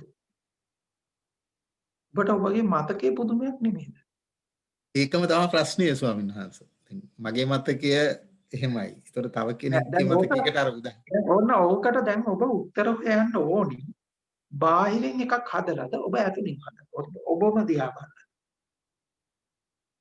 දිහා බලන්න පුළුවන් නම් හොඳයි. තේරුම් ගැනීම පහසු විදිහට තවත් දෙයකට වෙන්නේ කොහොමද කියලා නිකන් අපි අර අධ්‍යාපනය අපි පුරුදු වෙලා තියෙන ඔන්න ඕක දෙකක් තියෙනවා. දැන් මෙහෙම හිතන්නකො ඔය දැන් ඔබ ඉන්නවා එක කාමරයක. හරිද? දැන් ඔබගේ ඉන්න කාමරේට අල්ලපු කාමරේ තව කෙනෙක් ඉන්නවා. දැන් ඔබට මේ කාමරේට යන්න බෑ. සීල් කරලා හිතන්නකො කාමර දෙකම සීල් කරලා තියෙනවා. හරිද? දැන් අල්ලපු කාමරේ ඉන්න එක්කිනා කෑ ගහලා ඔබට කියනවා මෙහෙම එකක් එයා දකින්නවා. මෙහෙම එකක් එයාට පේනවා. මේ කාමරේ මෙහෙම ඒවා තියෙනවා. මේ කාමරේ පෙට්ටියක් තියෙනවා. මේ කාමරේ චිත්‍රයක් බිත්ති එල්ලලා තියෙනවා. මේ කාමරේ ජනේලයක් තියෙනවා. ඒ ජනේලෙන් ගඟක් පේනවා කියලා අර කියනවා. ඔබ මේ පැත්තෙන් ඉඳන් ඔබට මොකද්ද කරන්න පුළුවන් උපරිම දේ? එයා කියන දේ පිළිගන්න එක තමයි උපරිම කරන්න පුළුවන්. එක්ක ප්‍රතික්ෂේප කරන එක. හරි. දැන් එයා කියන එක පිළිගන්නේ දැන් එයා කියන දේ පිළිගන්න හරි ඔබ මොකද්ද ඒකෙන් කරන්නේ? දැන් අපි එයා කියනවා මේ මං ඉන්න කාමරේ මේ ජනේලයක් තියෙනවා. ඒ ජනේලෙන් මට පේනවා ගංගාවක් ගලාගෙන යනවා. ඊට එහා පැත්තේ ලස්සන ගහක් තියෙනවා. ඒ ගහේ ලස්සන මල් පිපිලා තියෙනවා. මල් රෝස පාටයි කියලා කියනවා. ඔබ මේ පැත්තේ ඉඳන් ඔබට මොකද්ද කරන්න පුළුවන් උපරිම දේ? ඉස්ලා දීපු පිළිතුරම තමයි මට දෙන්න වෙන්නේ ස්වාමීනි. ඔබට කියන්නේ ඔබට පුළුවන් එකම දේ මනෝමය චිත්‍ර රූපයක් මවා ගන්න විතරයි. එහෙමයි. ඒක එක්කලා එකඟ වුණොත්. ඔව් එතකොට එකඟ වෙන්නේ මොකක් එක්කද? හම්බුන මනෝ චිත්‍රයත් එක්කලා. මොකක් එක්කද කියලා අහන්න හොඳට තෝරගන්න. ඔබ එකඟ වෙන්නේ මොකක් එක්කද? මම මවාගත්තු මනෝ චිත්‍රයත්. අර කියපු එකත් එක්ක නෙමෙයි ඔබ එකඟ වෙන්නේ. මන්න මේකයි ඔබට මේ දෙන්න හදන පණිවිඩය. අර එහා කාමරේ ඉන්න පුද්ගලයා කියපු එකත් එක්ක නෙමෙයි ඔබ එකඟ වෙන්නේ. මොකක් එක්කද එකඟ වෙන්නේ? මගේ ඒ වෙලාවේ මැවුණු මනෝමය චිත්‍රයෙන් පිළිබඳව. ඔබ එකඟ වෙන්නේ ඔබටම ඇවිත් මනෝමය චිත්‍රයත් එක්කමයි එකඟ වෙන්නේ. හරි. ඔබ ප්‍රතික්ෂේප කරනවා නම් ඔබ විරුද්ධ වෙනවා නම් විරුද්ධ වෙන්නේ මොකක් එක්කද? ඔහුත් එක්කද? නෑ ඒ වෙලාවේ මට මැවිච්චි දේ පිළිබඳව ඒ කියන්නේ මම හිතනවා එහෙම නෙවෙයි කියලා මවා ගන්නවා මොකක් හරි. ඒකත් එක්කලා තමයි එහෙමනම් මම ප්‍රතික්ෂේප කරන්නේ. එතකොට ඔබ පිළිගන්නේ අර මනෝමය චිත්‍රයත් එක්කනේ. එහෙමයි ස්වාමීන් වහන්සේ. ඔබ ප්‍රතික්ෂේප කරන්නේ මොකද්ද? ඒතර ඔක බොරුවක් ඔබ වෙන්න පුළුවන් එකක් නෙමෙයි කියලා ප්‍රතික්ෂේප කරන්නේ මොකක්ද එක්කද? ඒතර හදාගත්තු මනෝමය චිත්‍රය. ඉතින් ඔය කතාව ඔබට තේරුම් ගන්න නම් ඔබට සියල්ල අවබෝධ වෙනවා. මම අර පස්සේ උත්තර ඕනෙත් නැහැ. එහෙමයි. බොහොම පිං මම ඒක ගැන හිතන්නම් තව දිගට ස්වාමීන් වහන්සේ. අවසරයි ස්වාමීන් වහන්සේ. මේ පුංචි කතාව හරියට පැහැදිලි කරගන්න. ඔව්. බොහොම පැහැදිලි උදාහරණ බොහොම හොඳයි ස්වාමීන් වහන්සේ ඒක ගැන හිතන්න. ඒ ගැන බොහොම පිං. අවසරයි ස්වාමීන් වහන්සේ. අවසරයි ස්වාමීන් වහන්සේ. ඇහෙනවද? ඔව්. මට ඇත්තටම තියෙන ගැටලුව තමයි ඇත්තටම ගැටලුවක් නෙමෙයි ඒක මට තේරෙන විදිය මේ අපිට ඇත්තටම බාහිර අභ්‍යන්තර කියලා දෙයක් අපිට ඇත්තටම මේ ඇති වෙලා නැහැ. අපේම සිතුවිලි තමයි මේ බාහිර අභ්‍යන්තර කියලා වෙන් කරගෙන තියෙන්නේ. මේ ඇත්තට මේ මම කියලා ඇති වෙන්නේ අර අපි දැන් මම ගහක් දැක්කොත් එimhe ඒ අවස්ථාවේදී අර ගහ කියන සිතුවිල්ල ආව ගමන් තමයි මට මම කියන මේ ගහක් තියනවා කියලා හිතුව ගමන් මම කියන සිතුවිල්ල ඇති වෙනවා. ඔව් මෙන්න මෙහෙම කරනකො ගහක් කියලා සිතුවිල්ල ආව ගහක් ඇති වෙනවා. මම කියලා සිතුවිල්ල ආව මම ඇති වෙනවා. එතකොට ස්වාමීන් වහන්සේ එතකොට මේ බාහිර අභ්‍යන්තරය කියලා ඇත්තටම දෙයක් නැහැනේ දැන් අපි කියන්නේ පිට දැන් එළියයි බාහිර අභ්‍යන්තර කියන ඒ රාමුවට දාලා බැලුවම අපිට පේනවා බාහිර අභ්‍යන්තර කියලා දෙකක් තියෙනවා කියලා. ඊට පස්සේ බණ අහලා බාහිර අභ්‍යන්තර කියන දෙකක් එහෙම දෙකක් බෙදෙන එක බොරුවක්. කියලා අපිට බැලුවාම අපිට එහෙම මේ දෙක බොරුවක් කියලා හිතෙනවා. තේරුණා ස්වාමීන් වහන්සේ. ඇත්තටම ඒතර මේ අපි මේ මොනවා හිතුවත් ඒක ඒ හිතන්න ගියොත් එහෙම අපි අහුවෙලා කියලා තමයි මේ එතකොට ඒක තේරෙන්නේ. මම මේ හොඳට තෝරලා කියන්න මම ඔබට බණ කියනවා කියලා කරන්නේ. මම මේක හැම වෙලාවෙදිම කියනවා. මම ඔබට බණ කියනවා කියලා කියන ඔබට දෘෂ්ටියකින් තමයි පහර ගහන්නේ. හැබැයි මම ඔබට පහර ගහන දෘෂ්ටි සමහරට කොහොම දරුණු විදියට ඔබට පහර ගහනවා. හැබැයි පහර ගහන එකේ මම ගහන්නේ ඔබට දෘෂ්ටියකින් නා. මම එකපාරක් ඔබට මෙහෙම කිව්වා. ඒ කියන කතාව හරියට ඒ කියන්නේ මේ කතාවේ ගැඹුර හරියට එතකොට මම එකපාරක් කිව්වා ඔබට අවිද්‍යාවෙන් තොරව හිතන්නත් බෑ, කතා කරන්නත් බෑ, වැඩ කරන්නත් බෑ. එහෙම ස්වාමීන් වහන්සේ. ඔව් අනිත් පැත්තෙන් ඔබට වැඩ කරනවා කියන වගේම නොකර ඉන්නවනේ. ඒ නොකර ඉන්නවා කියන එක ගණන්වත් බෑ. එහෙම ස්වාමීන් වහන්සේ. අපි ඒ කියන්නේ අපි මොනවා කරන්න ගියලා මොනවා හිතුවත් අපි අහුවෙලා තමයි කියලා තමයි ඒක ඉස්සලා දැනගන්න. ඔබ මොන පැත්තට බැලුවත්, කොයි පැත්තෙන් බැලුවත් ඔබ දෘෂ්ටියකින්ම තමයි කතා කරන්නේ. දෘෂ්ටියකින්ම තමයි හිතන්නේ. එහෙම ස්වාමීන් වහන්සේ. ඔබ මේක එක වෙලාවට අපි අර මෙන්න මේ අපි තියෙන බෞද්ධ සංකල්ප ප්‍රවාද ඇතුලේ ලෝකේ මොකද්ද කියලා අහුවාම දෙන බොහොම සරල උත්තරේ තමයි ලෝකේ කියන්නේ අවිජ්ජා පත්‍ය සංඛාර කියලා. දැන් සත්‍යය කවුද කියලා අහුවාම දෙන උත්තරේ ඕකයි. මොකයි බ්‍රහත් දෙන්නේ උත්තරේ ඕකයි. මොකද ඇත්තටම මොකේ ඇත කියන එක හරි නැත කියන එක හරි මම හරි වාක්‍යත් හරි බයිත් හරි එහෙම එකක් නැහැ කියන එක හරි එහෙම එකක් තියෙනවායි කියන එක හරි කොයි විදිහට බැලුවත් මේ අවිද්‍යාව පමණයි පවතින්නේ. පවතින දෙයකට කියනවා නම් අවිද්‍යාව පමණයි පවතින්නේ. නොපවතින දෙයක් ඇතයි කියලා හිතීමත් ඒකත් අවිද්‍යාව තමයි. ඒකට ඔබ මගෙන් අහුවත් අවිද්‍යාව කියලා දෙයක් තියෙනවද කියලා අහුවොත් අවිද්‍යාව කියලා දෙයක් තියෙනවා කියලා ගන්නකොට ආයිත් අවිද්‍යාවම තමයි. එහෙම ස්වාමීන් වහන්සේ. ස්වාමීන් වහන්සේ අපිට ඇත්තටම මේ ප්‍රත්‍යක්ෂ කරන්න දෙයක් ඇති වෙන්නේ නැහැ කොහෙවත් මොනක්වත් තේරුම් ගන්න දෙයක්. ප්‍රධාන කාරණේ තමයි අපි අර ඒකයි මම අර ඉස්සෙල්ලා නෝනට කිව්වේ අපි මේ දැනුම කියලා හිතාගෙන ඉන්න එක එහෙම නැත්නම් අපි ළඟා කරගන්න යන අලුතෙන් ළඟා කරගන්න හදන දැනුම හරියි. එහෙම නැත්නම් අපි අලුතෙන් ලබා ගන්න හදන අවබෝධය හරි කියන එක හරි ඒවා ඔක්කොගෙම යථාර්ථය අපි තෝරගන්න. එතකොට අපිට දැන් අලුතෙන් දැනුමක් ඇචීව් කරන්න හරි අලුතෙන් අවබෝධයක් ළඟා කරගන්න අලුත් ස්ටේට් එකකටපත් වෙන්න හරි අලුත් තත්ත්වයකටපත් වෙන්න හරි කියන ඒ තැනින් ඔබ නිදහස් වෙනවා. එහෙම ස්වාමීන් වහන්සේ. බොහොම පිං.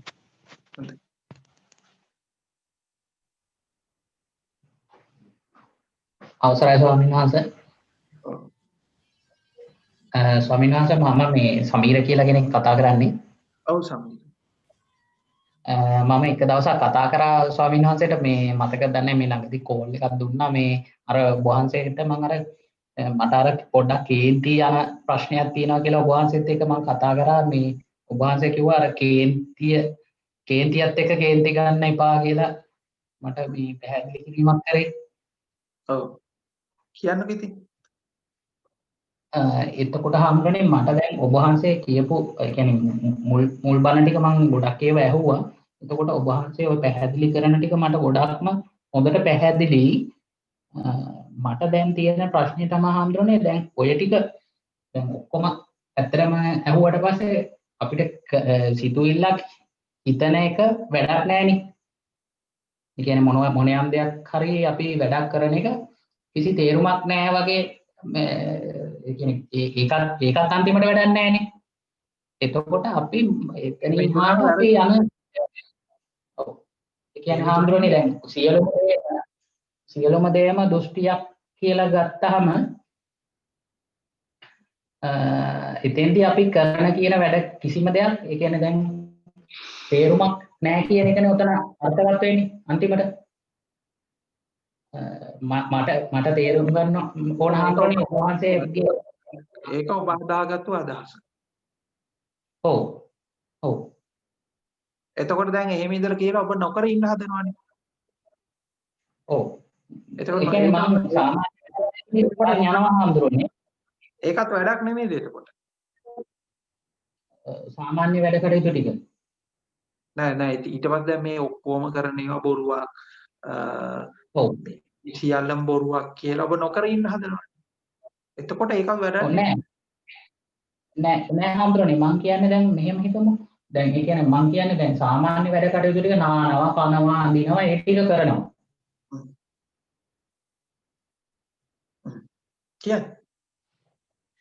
ඒ දැන් සාමාන්‍ය රාජකාරී ටික මට තියෙන වැඩ පැවරිලා තියෙන වැඩ ටික මම කරනවා. සියලු දේම ඒ කියන්නේ දැන් ඕක තීරුම් ගැනීමක් තුළින් අර අනවශ්‍ය මේ හිතන මානසිකත්වය සම්පූර්ණයෙන්ම නැති වෙනවා. දැන් මේ බණ ටික අහලා ඉවරනාට පස්සේ මට ඇත්තටම අර අනවශ්‍යව නිකන් හිතිච්ච අර වොමනා නැති වැඩ ටික ඔක්කොම නැති වුණා. මේ එතනින් පස්සේ දැන් මට තේරෙන දේ තමයි සාමාන්‍ය එදිනෙදා වැඩ කටයුතු ටික ඔහේ කරන් යනවා. එච්චරයි. එන්නේ එහෙම අදහසක් තමයි මට ආවේ. ඒ කියන්නේ මේකේ තව මොනවාකට බැඳෙන්නවත් ගැටෙන්නවත් කරන්න කිසි දෙයක් නැහැ. ඔක්කොම මේ දෘෂ්ටියක් කියන එක උඩට ආවා.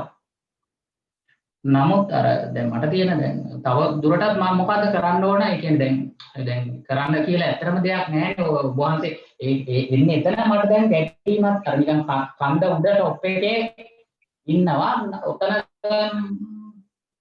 තව දුරටත් දැන් මේක ඒකත් මට දැන් තේරෙනවා ඔබ වහන්සේ කියන දේ. ඒ කියන්නේ තව එහෙම හිතන එකක් වැඩක් නැහැ කියන එක තේරෙනවා. টොප් එකේ එතන දැන් පැත්තට කොයි පැත්තටද ඉන්න ඕන කියන එක තමයි මට දැන් ඒ කියන්නේ තවත් දුරටත් කරන්න දෙයක් නැහැ. කිසිම දෙයක් නැහැ කියන එක තේරෙනවා. ආයෙ කරන්න හිතුනොත් ඒකත් වැඩක් නැහැ. ආයෙ මේ පැත්තට නොකර ඉන්න හිතුනොත් ඒකත් වැඩක් නැහැ. ඒක දෘෂ්ටියක් කියන එක අවබෝධයක් තියෙනවා. ඔබතුමාට වැඩක් නැහැ කියලා තියෙනවනේ. ඒක දෘෂ්ටියක්. ඔව් ඒකත් දෘෂ්ටියක් කියලා තේරෙනවා හාමුදුරනේ. වැඩක් නැහැ කියලා හිතනවනේ ඒක දෘෂ්ටියක්. ඔව්.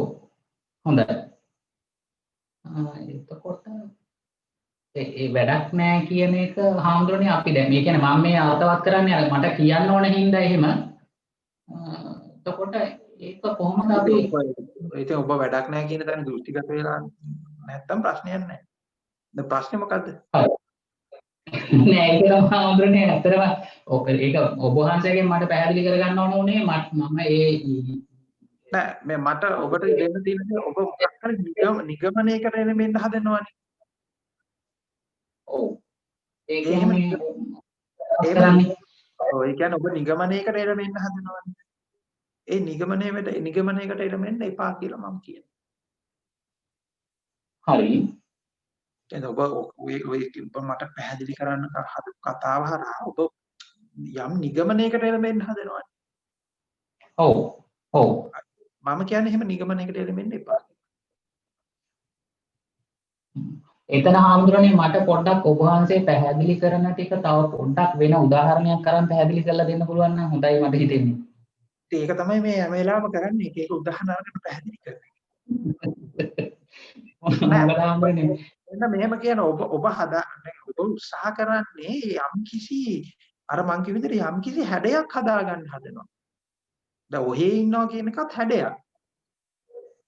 කියන්නේ මොකක් හරි මේක මේ ඔක්කොම කියන නිගමනයකට ඇවිල්ලා මේක ඉවර කරන්න ෆයිල් එක ක්ලෝස් කරන්න හදනවා වගේ වැඩක් කරනවා. ඒක කරන්න එපා කියලා මං කියන්නේ. නිගමනයකට ඇවිල්ලා මේක කියන්නේ මේක දැන් මේක මෙහෙමයි මේක ක්‍රියාවලිය මේකයි මේක වෙන්නේ මෙතනයි මේක ඔක්කොම සියල්ල දෘෂ්ටි එහෙම නැත්නම් ඔය මොකක් හරි තැනක හිර වෙන්න හදනවා මම කියන්නේ තැනක හිර වෙන්න එපා හැඩයක් නැතුව ඉන්න ඔය ඉන්නවා කියලා හරි වැඩ කරනවා හරි එපා වෙලා නැහැ හරි කියලා ඔක්කොම වැඩක් නැහැ මොකක් හරි හැඩයකට එන්න එපා ඒ කියන්නේ දැන් ඔබ හදාගන්නේ අවසාන හැඩයක් හදාගන්න මම කියන්නේ එහෙම කරන්න එපා ඔව් හරි. හොඳයි හාමුදුරනේ. හොඳයි අපි තව එක ප්‍රශ්නයකට වගේ ඉඩ දෙමු.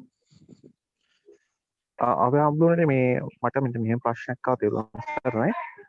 මේ දැන් ඔබ වහන්සේ දේශනා කරන විදිහට හැඩයක් හදාගන්න එක දෘෂ්ටියක් වගේනේ අදහස් වෙන්නේ. එතකොට අපිට එක හැඩයක් නැතුව ඉන්න පුළුවන් අපිට ඕන හැඩයකට අනුගත වෙලා. එතකොට හැඩයක් නැද්ද? එතකොට දෘෂ්ටියක් නෙමෙයිද? ඔව් තියෙනවා. නමුත් අපි සාමාන්‍ය ජීවිතේ අපිට එක එක හැඩ එනවනේ. අපි හැඩවලට අනුගත වෙන්නේ නැතුව ඒ හැඩේ ඉවර වෙනවා අනිත් හැඩයට යන හැඩයක් නෑ අපිට. එන්නේ හැඩයට මූණ දෙන. ඒ කියන්නේ උදාහරණයක් ඕක ප්‍රියංග මහත්තයා මම කලින් කරපු දේශනාවකදී විස්තර කරා. දැන් උදාහරණයක් විදිහට ඔබ වේදිකා නළුවෙක් කියලා හිතන්නකො. එහෙමයි. ඔබ වේදිකා නළුවෙක් දැන් අපි වේදිකා නළුවෙක් ඉන්නවා. ඔහුට තියෙනවා නව නාට්‍ය 4-5ක් බාර අරගෙන තියෙන්නේ. ඊළඟට එක නාට්‍ය ඇතුලේ ඔහුට චරිත 2-3ක් තියෙනවා. එහෙමයි. අපි තුන් 3:30 දර්ශනය. 3:30 දර්ශනය ඔහුට ඉස්ලාම් තියෙන පොලිස් කාර්යයේ චරිතයට අඟපාන. ඔහුට එකලකට. ඒක ඇතුළේම ආයි ඔහුට මේ වේශ නිරූපණය ඔක්කොම වෙනස් වෙනවා. ඒක ඇතුළේ කාන්තාවක් කරනවා. එහෙමයි. ගෙදර උයන මේ අපි කියන හවුස් වයිෆ් කියන එක. එහෙමයි. ඒකත් රඟපාන්න තියෙනවා. ඔය එතකොට ඔහු අර මේකප් ටික ගැලුවා පොලිස් අර අපි කියමු පොලිස් නිලධාරියා විදිහට රඟපානවා. හවුස් වයිෆ් කියන චරිතයට ඔහු ආරෝපණය වෙනවා. ඔහුගේ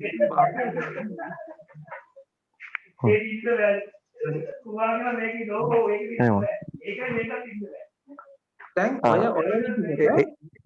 ඊළඟට දැන් සමාජලාට දැන් ඊළඟට ඔහු 6:30 තියෙන නාට්‍යයේ ඔහු ඒ නාට්‍යයෙන් සම්පූර්ණ වෙනස් චරිතයක් සමාජයට ඒකේ තියෙන දොස්තර කෙනෙක්ගේ චරිතයක් රඟපාන. තේරුණාද මම මේ කියන්න හදන්නේ? ඔව් එතකොට දැන් අර පොලිස් නිලධාරියාගේ චරිතය රඟපානකොට ඔහු ඒකට රඟපෑවා. ඔහු ඒක සම්පූර්ණයෙන්ම අතහැරලා දාලා තමයි ඔහු ආරෝපණය වෙන්නේ මොකද්ද අර හවුස් වයිෆ්ගේ චරිතයට. එන්නත කාන්තා චරිතය. ඔහු ඒක සම්පූර්ණයෙන්ම අයින් වෙලා තමයි ඔහු දොස්තරගේ වෛද්‍යවරයාගේ චරිතයට රඟපාන්නේ. පැහැදිලිද මම මේ කියන්නේ? හැබැයි මේ සියල්ල රඟපෑම විතරයි එක පැත්තකින්. හැබැයි ඔහු අර රඟපෑම කියන එක අරගෙන ගියොත් මොකද වෙන්නේ? දැන් ඔහු අර පොලිස් නිලධාරියාගේ ඒ ආරෝපණය අරගෙන අර හවුස් වයිෆ් කෙනෙක්ගේ චරිතෙම රඟපාන්න යනවා. මොකද වෙන්නේ?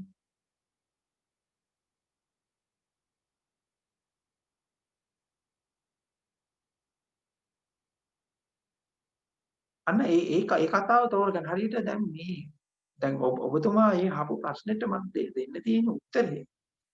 ඉතින් ඒ වෙලාවට තියෙන චරිත රඟපාන්න හැබැයි ඒ රඟපෑමට සීරියස් වෙන්න එපා වුණාට වඩා. ඊළඟට ඒ රඟපෑම අරන් යන්න එපා. දැන් අර වේදිකා නළුවා හිතන් හිටියා දැන් එයා වේදිකා නාට්‍යයේ එයා පොලිස් නිලධාරියාගේ චරිතයට රඟපාලා එයා ගෙදර ඇවිල්ලා පොලිස් පාට් දාන්න ගියොත් ප්‍රශ්නයක් වෙනවා. ඕගොල්ලෝ කරන්නේ එහෙම එකක්. ඔබ වේදිකා නාට්‍ය ඔබ පොලිස් නිලධාරියාගේ චරිත රංගපාල ඔබ ගෙදර ඇවිල්ලා ආයේ ඒ පොලිස් නිලධාරියා විදිහට ජීවත් වෙනවා. ඒක කන්ටිනියු කරන්න. එතකොට තමයි මේ මමත්වයේ හැඩතලේ හැදෙන්නේ. අර රංගපාන චරිතවලින් ඔබ මමත්වයේ හැඩතලයක් හදාගන්න. ඔබ කරන රස්සාවෙන් ඔබ මමත්වයේ හැඩතලයක් හදාගන්න. ඔබට සමහරට තනතුරක් හරි මොකක් හරි දීලා ඇති. ඒ දීලා තියෙන එකෙන් ඔබ හැඩතලයක් හදා. ඔබ දැන් උපාධියක් ගත්තට පස්සේ ඔබට දෙනවා දැන් මොකක් හරි ඔබ කෝස් එකක් කරලා ඩිග්‍රියක් ගන්නවා මොකක් හරි. ඒ ඩිග්‍රිය ගත්තට පස්සේ ඔබ අපි තුමු ඔබට දුන්න ඩිග්‍රිය බැචලර් ඔෆ් සයන්ස් කියලා ඩිග්‍රියක් දෙනවා. එතකොට බැචලර් ඔෆ් සයන්ස් කියන චරිතය ඔබ රඟපාන ඒක ආරෝපණය කරන ඒක හැමතැනම රඟපාන.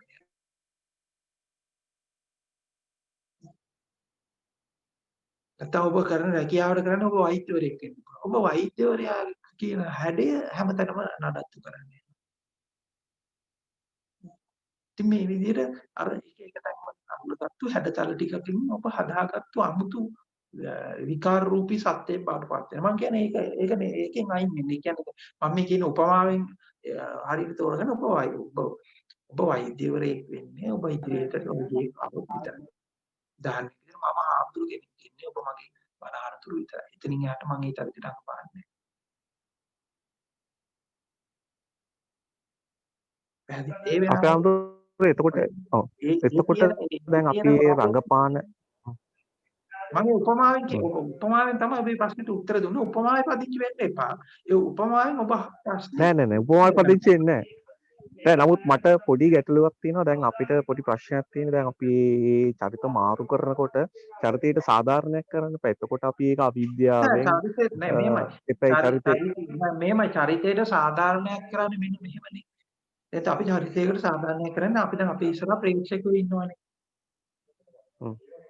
දැන් අපි රංගපාන මේ නළුවා ඉන්නවනේ. නළුවා චරිතයට මේ සාධාරණයක් කරන්න යන්නේ කාට පේන්නද?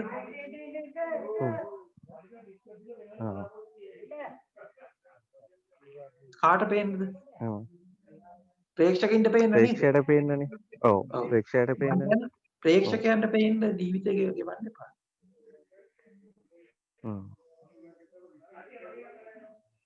ඔව්. ඔබ රඟපාන ප්‍රේක්ෂකයට පේන්න ප්‍රේක්ෂකයව සතුටු කිරීම විතරයි අපි කරන්න ඕනේ. නෑ මම ප්‍රේක්ෂකයා සතුටු කිරීම නෙමෙයි මං කියන්නේ දැන් ඔබ චරිතයට සාධාරණයක් කරන්න යන්නේ ප්‍රේක්ෂකයා සතුටු කිරීම සඳහානේ. එහෙමයි. මම කියන්නේ ප්‍රේක්ෂකයා සතුටු කරන එක අතහැරලා. ප්‍රේක්ෂකයා සතුටු කරන එක අතහැරලා. එතකොට අපිට චරිතයේ ඇත්තටම රඟ දක්වන එක විලාවක්.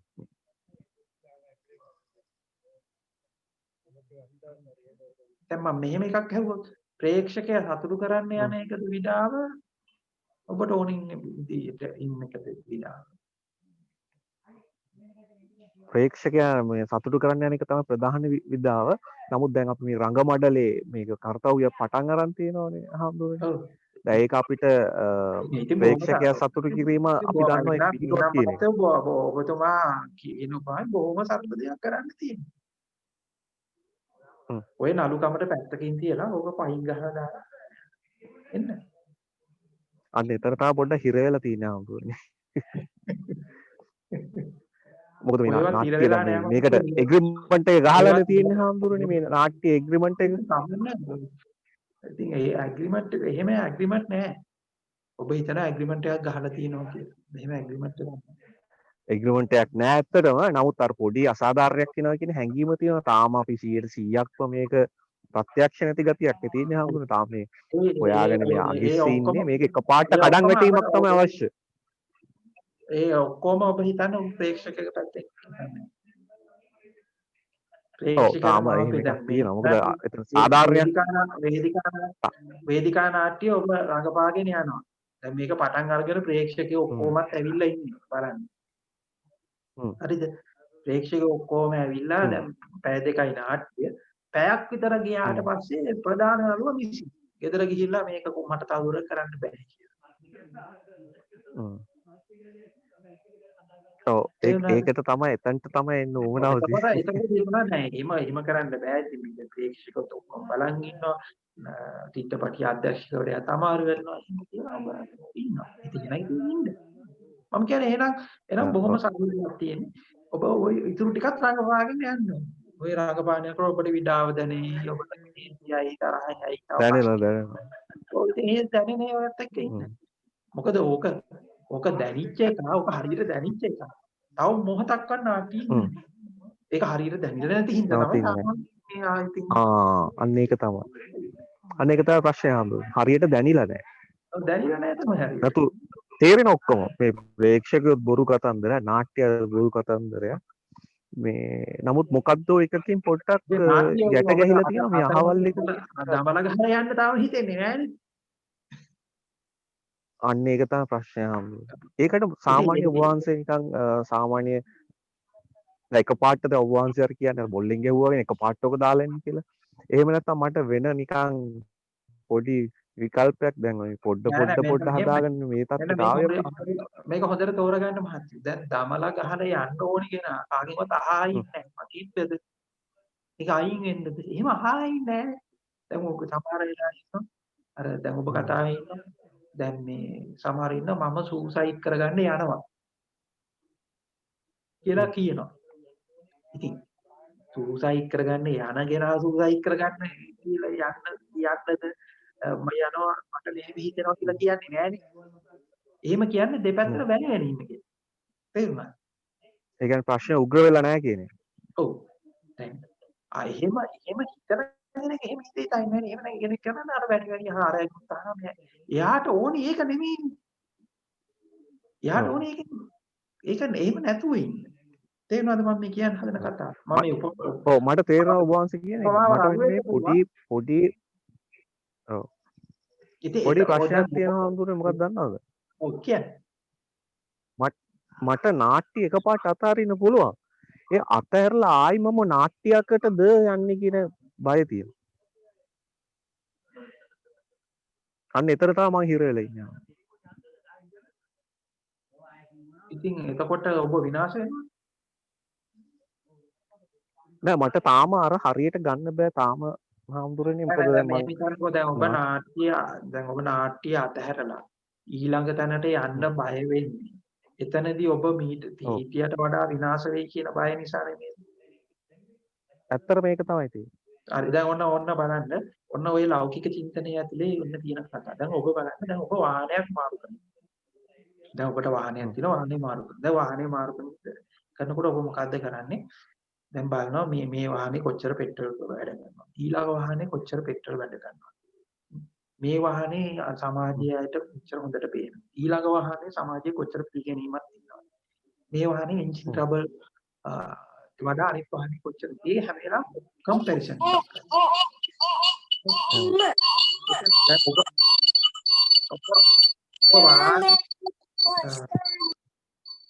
ඔබ වාහනේ මාරු කරනකොට ඔබ හැම වෙලාවෙම බලන්නේ තියෙන එකට වඩා හොඳ එකක්. කම්පෙයාර් කරනවා. ඊළඟට දැන් ඔබ ගෙයක් මාරු කරනකොට බලනවා ඒත් එහෙමයි. ඔබ තියෙන එකට වඩා හොඳ එකක්. ඔබ දැන් රස්සාව මාරු කරනකොට බලන්නේ එහෙමනේ. දැන් මට පඩිය රුපියල් 20000යි. ඊළඟ එකේ පඩිය 30000යි. ඒක හොඳයි. දැන් මට ටිකක් වැඩ ටිකක් වැඩි. ඊළඟ එකේ පොඩ නිදහසක් තියෙනවා. ඔහොම බලනවා නේද? ඔහොම බැලීමක් කරනවා. මීට වඩා හොඳ තැනකට තමයි යන්නේ. ඇත්තටම නිර්වාණය කියන්නේ ඔබ ඔය කියන අතහැරීම කියන්නේ ඊට වඩා හොඳ තැනකට යන එක නෙමෙයි. ඔබට ඒ යන්න තියෙන මානසිකත්වයේ තෝරගන්න. ඒ මානසිකත්වයේ තෝරගත්තු කෙනෙක්. ඒක හොඳ වුණත් එකයි නරක වුණත් එකයි. දැන් මේ කියන එන දෙයට මුණ දෙන්න පුරුදු වෙන්න. මේ කියන ප්‍රශ්නේ උගාවක් දැන් අර මම මෑතකදී මම ওই දේශනාවකදී කිව්වා එක්කෙනෙක් ඇවිල්ලා කියනවලු එක්කෙනෙක් ඇවිල්ලා ආපු එක්කෙනෙක් දැන් මේ පන්සල් වල ප්‍රශ්න ආම්දුරුවන්ගේ ප්‍රශ්න එහෙම තියාගෙන මම කොහොමද මහාන වෙන්නේ ඊට පස්සේ මම අහපු ප්‍රශ්නේ තමයි මට ගෙදර ප්‍රශ්න තියෙනවා ඔව් මට රස්සාවේ ප්‍රශ්න තියෙනවද ඔව් දැන් රස්සාවේ ප්‍රශ්න තියෙනවා කියලා ඔයා රස්සාවට නොගිහින් ඉන්නවද නෑනේ ගෙදර ප්‍රශ්න තියෙනවා කියලා ගෙදර නොගිහින් ඉන්නවද නෑනේ එතකොට මෙතන ඔබ තියෙන්නේ ඔබ හදාගත්තු කතාව ඊළඟ එක තමයි දැන් බොහෝ දෙනෙක් බලන්නේ බොහෝ දෙනෙක් අහන ප්‍රශ්නේ තමයි දැන් මේ උදාහරණයක් විදිහට මාසෙකට සාමාන්‍යයෙන් එක 30-40 දෙනෙක් මහාන වෙන්න කියලා කතා කරනවා. කතා කරලා ඉතින් බොහොම කලාතුරකින් එක්කෙනෙක් දෙන්නෙක් වගේ පැවිදි වෙනවා. එතකොට මේ පැවිදි වෙන අයත් අහන ප්‍රශ්න මේ බොහොම අහන පස්සේ වයසට ගියාම මොකද වෙන්නේ? දැන් උතන්ට ගියාම මෙතනට වඩා හොඳද? ඉතින් එතකොට මේ අහන ප්‍රශ්න වලින් මට තේරෙන එකම දෙයයි තේරෙන්නේ. එකම දේ තමයි ඔබ බලන්නේ දැන් අර රස්සාවේ ප්‍රොමෝෂන් එකක් ගන්න. දැන් ඔබ එක කම්පැනි එක වැඩ කරලා තව කම්පැනි එකට යනවානේ. රස්සාව මාරු කරනවා. ඒ මාරු කරනකොට ඔබ බලනවානේ. දැන් මේ රස්සාවට වඩා රස්සාව හොඳද? එතන හොඳද? එතන බොස් හොඳද? එතන වැඩපිළිවෙල හොඳද? එතන මීට වඩා මට OT හම්බෙනවද? එතන මීට වඩා මට බෙනිෆිට්ස් හොඳද? බලනවානේ අන්න එහෙම බලනවා. එහෙම බැලීමක් තමයි තියෙන්නේ. ඉතින් ඔය බැලීම නෙමෙයි ශ්‍රමණත්වය කියන්නේ. ශ්‍රමණත්වය කියන්නේ එහෙම බැලීමක් නෙමෙයි. එහෙම මානසික මට්ටමකින් නිදහස්මයි ශ්‍රමණත්වය කියලා කියන්නේ. අනිත් එක ඔබ බොහෝ වෙලාවට ශ්‍රමණත්වය කියලා දැකලා තියෙන්නේ. දැන් මේක දෙකක් තියෙනවා. එකක් තමයි මේක ඇතුළේ තියෙන පූජක වෘත්තියක් තියෙනවා. මම මේක පහත් කරලා කතා කරන්නේ නැහැ. මොකද මේකේ තියෙන අපි තියමු මිනිස්සුන්ට අවශ්‍යතා ටිකක් තියෙනවානේ. උදාහරණයක් විදිහට දැන් මේ සාමාන්‍ය සරල මිනිස්සෙකුට මේ මිනිසෙක් මරුණාම ඒකට කරන්න ඒක මොකක් හරි එකක් කරන්න ඕනේ. ඒ කරන්න ඕනේ කියලා චාරිත්‍ර ටිකක් තියෙනවා. ඉතින් ඒ චාරිත්‍ර ටික කරලා දෙන්න කවුරු හරි ඉන්නවා. ඒ වගේ ජීවිතේ එක එක ඒවට ලෙඩක් වුණාම මොකක් හරි එකක් කරන්න ඕනේ. ඒකට කරලා දෙන්න කවුරු හරි චාරිත්‍ර ටිකක් කරලා දෙන්න ඕනේ. ඉතින් ඒක වගේ මේ වගේ චාරිත්‍ර ටිකක් කරලා දෙන්න හැම ආගමකම ඉන්නවා යම්කිසි පූජකයෝ ටිකක් කියලා පිරිසක්. එතකොට ඊට අමතරව සත්‍ය ගවේෂණය සඳහා සියල්ල අපහැරලා දාලා ඒ නිදහස් වෙලා සත්‍ය ගවේෂණය සඳහා නිදහස් වෙලා යන සමන පිරිසක් ඉන්නවා. ඉතින් අත්‍තරම අද ලංකාවේ තියෙන බුද්ධ ශාසනය කියන්නේ ඕකේ හයිබ්‍රිඩ් වර්ෂන් එක. දෙකම තියෙනවා. පූජක වෘත්තියක් තියෙනවා, සමන වෘත්තියක් තියෙනවා. අර කිව්ව විදිහට බමුණු වෘත්තිය බමුණු ගතික් තියෙනවා, සමන ගතික් තියෙනවා. හැබැයි ශාසනයවත් කොහෙවත් නෙමෙයි වැරද්ද තියෙන්නේ. ඔබේ වැරද්ද. ඔබගේ සමනත්වයේ කියන එක ඇතුළට ආවම ඔබ කොහොමද නිදහස් වෙන්නේ? ඔබට බෑ කවුරු කාටවත් බෑ ඔබ ඇවිල්ලා මෙහෙම අරගෙන එක තත්ත්වයක ඉර කරන්න. තව කොහේ හරි සම්ප්‍රදායක ඉර කරන්න. තව කොතන හරි ඉර කරන්න. ඔබට ඒ කියන්නේ ඔබව අර ප්‍රේක්ෂකයන්ට ඕනි විදියට රඟ දක්වන්න ප්‍රේක්ෂකව තරහින්ද අඬයිද hina වේද අන්න ඒකට මේව කරන්න නෙමෙයි තියෙන්නේ. ඒ කියන්නේ දැන් ඔබ මුගක් වෙලා අර කරන්නේ අර සමනත්වයේ කියලා ඔබේ රූපයක් හදාගන්න. ඒ රූපය කම්පයා කරනවා දැන් ඉන්නේ. මම කියන ඕකේ නිදහස. ඕකේ නිදහස ප්‍රෝග සමනේ. ඒක අර සංස්කෘතිකව මාරු වෙනවට වඩා මොකක් එහා ගියපත. සංස්කෘතික මාරු වෙනවා. සංස්කෘතික මාරු වෙනවා කියන්නේ මෙන්න මේ වගේ එකක්. ඒ කියන්නේ දැන් මේක මම ලෞකික උදාහරණයකින්ම කියන්නම්. කවුරු හරි පිරිසක් යනවා. කියන පන්සලක සීල් ගන්නවා. සීල ව්‍යාපාරයක්. කෙනෙක් හිතනවා දැන් මේ සීල් ගන්න ඕනේ නෑනේ. කියන්නේ සීල් ගන්න ඔය සුගුරේ ටිකක් අන්න ඕනේ. අර මොකක්ද කියන්නේ අපි අර උතුරු සලුවක් ඕනේ. මම නිකන් ගිහිල්ලා සීල් ගන්නවා කියලා සාමාන්‍ය කලිසමක් ගන්න. ටී-ෂර්ට් එකක් ගන්න. එයා ගිහිල්ලා දැන් ඉන්නවා. එයා ගිහිල්ලා ඉනකොට දැන් ඕක සීල් ගන්න. දැන් පන්සලේ සීල් ගන්න පිරිසක් සහ සීල් නොගන්න පිරිසක් ඉන්නවනේ කියලා ආවතේම කරනවා. ඒක ආවතේ කරන අය බලනවා මේ දරව ටිකක් පලා ගන්න තියෙනවා දවල් දාන්නට කවුද ඉන්නේ. එළුවම පාට ඇඳුමක් ඇඳගත්තු මිනිහෙක් ඉන්නවා. එයා සීල් ගන්න නෙමෙයි නිකන් ඉල්ල බලන්න ඇවිල්ලා තියෙන්නේ. එයාට කතා කරගෙන යනවා මොකක්ද දර බලන්න. ඊළඟ කඩේ යන්න බැලුවාම කවුද ඉන්නේ බලනවා. අර එයාලව කඩේ යනවා. ඕ එක එක වැඩවලට ගන්නවා. මොකද දැන් එයා සීල් ගන්නවා කියලා එයා දන්නවා. ඒ වටේ ඉන්න අය දන්නේ නැහැ එයා සීල් ගන්නවා කියලා. තේරුණා? එතකොට මේ වටේ ඉන්න අය ඒ කියන්නේ මේ සාමූහික මේ සාමූහය ඇතුලේ තියෙනවා සම්මතයක්. සිල් ගන්නවා නම් ඔයා මේ විදිහට ඉන්නවා කියලා.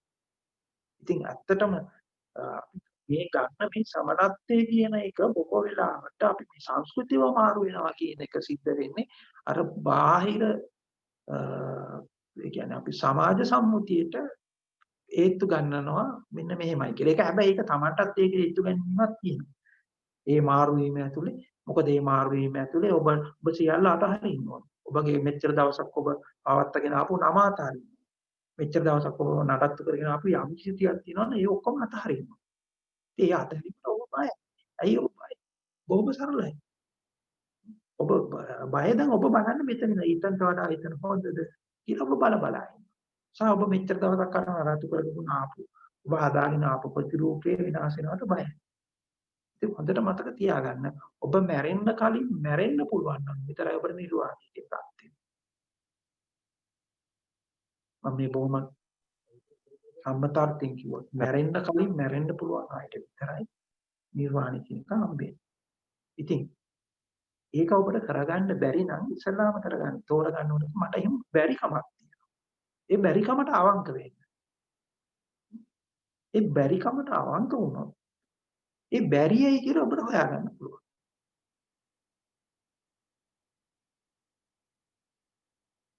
හොඳයි නේද? එහෙනම් ඇති බොහොම නේද? පැහැදිලියි. ඇති නේ නං. බොහොම පැහැදිලි. ඔබ වහන්සේ ඔව් මම අහන්නේ කියේ මේ ප්‍රශ්නයකටත් උත්තරේ අන්තිමට හම්බුණා අර දරපල්න එකෙන් හම්බුණා. ඒ හම්බුනේ එතකොට මට අර දරපල්න එක ප්‍රතික්ෂේප කරලා ඉන්න බැරිද දිගටම?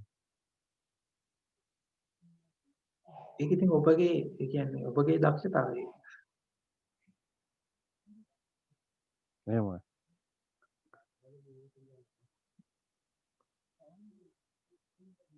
මගේ දක්ෂතාවය තමයි නේද? ඒකට ඉතින් අර මං ඉස්සෙල්ලා කිව්වා වගේ ප්‍රේක්ෂකයන්ට ඕන විදිහට රඟපාන්න තියෙනවා. එච්චරයි.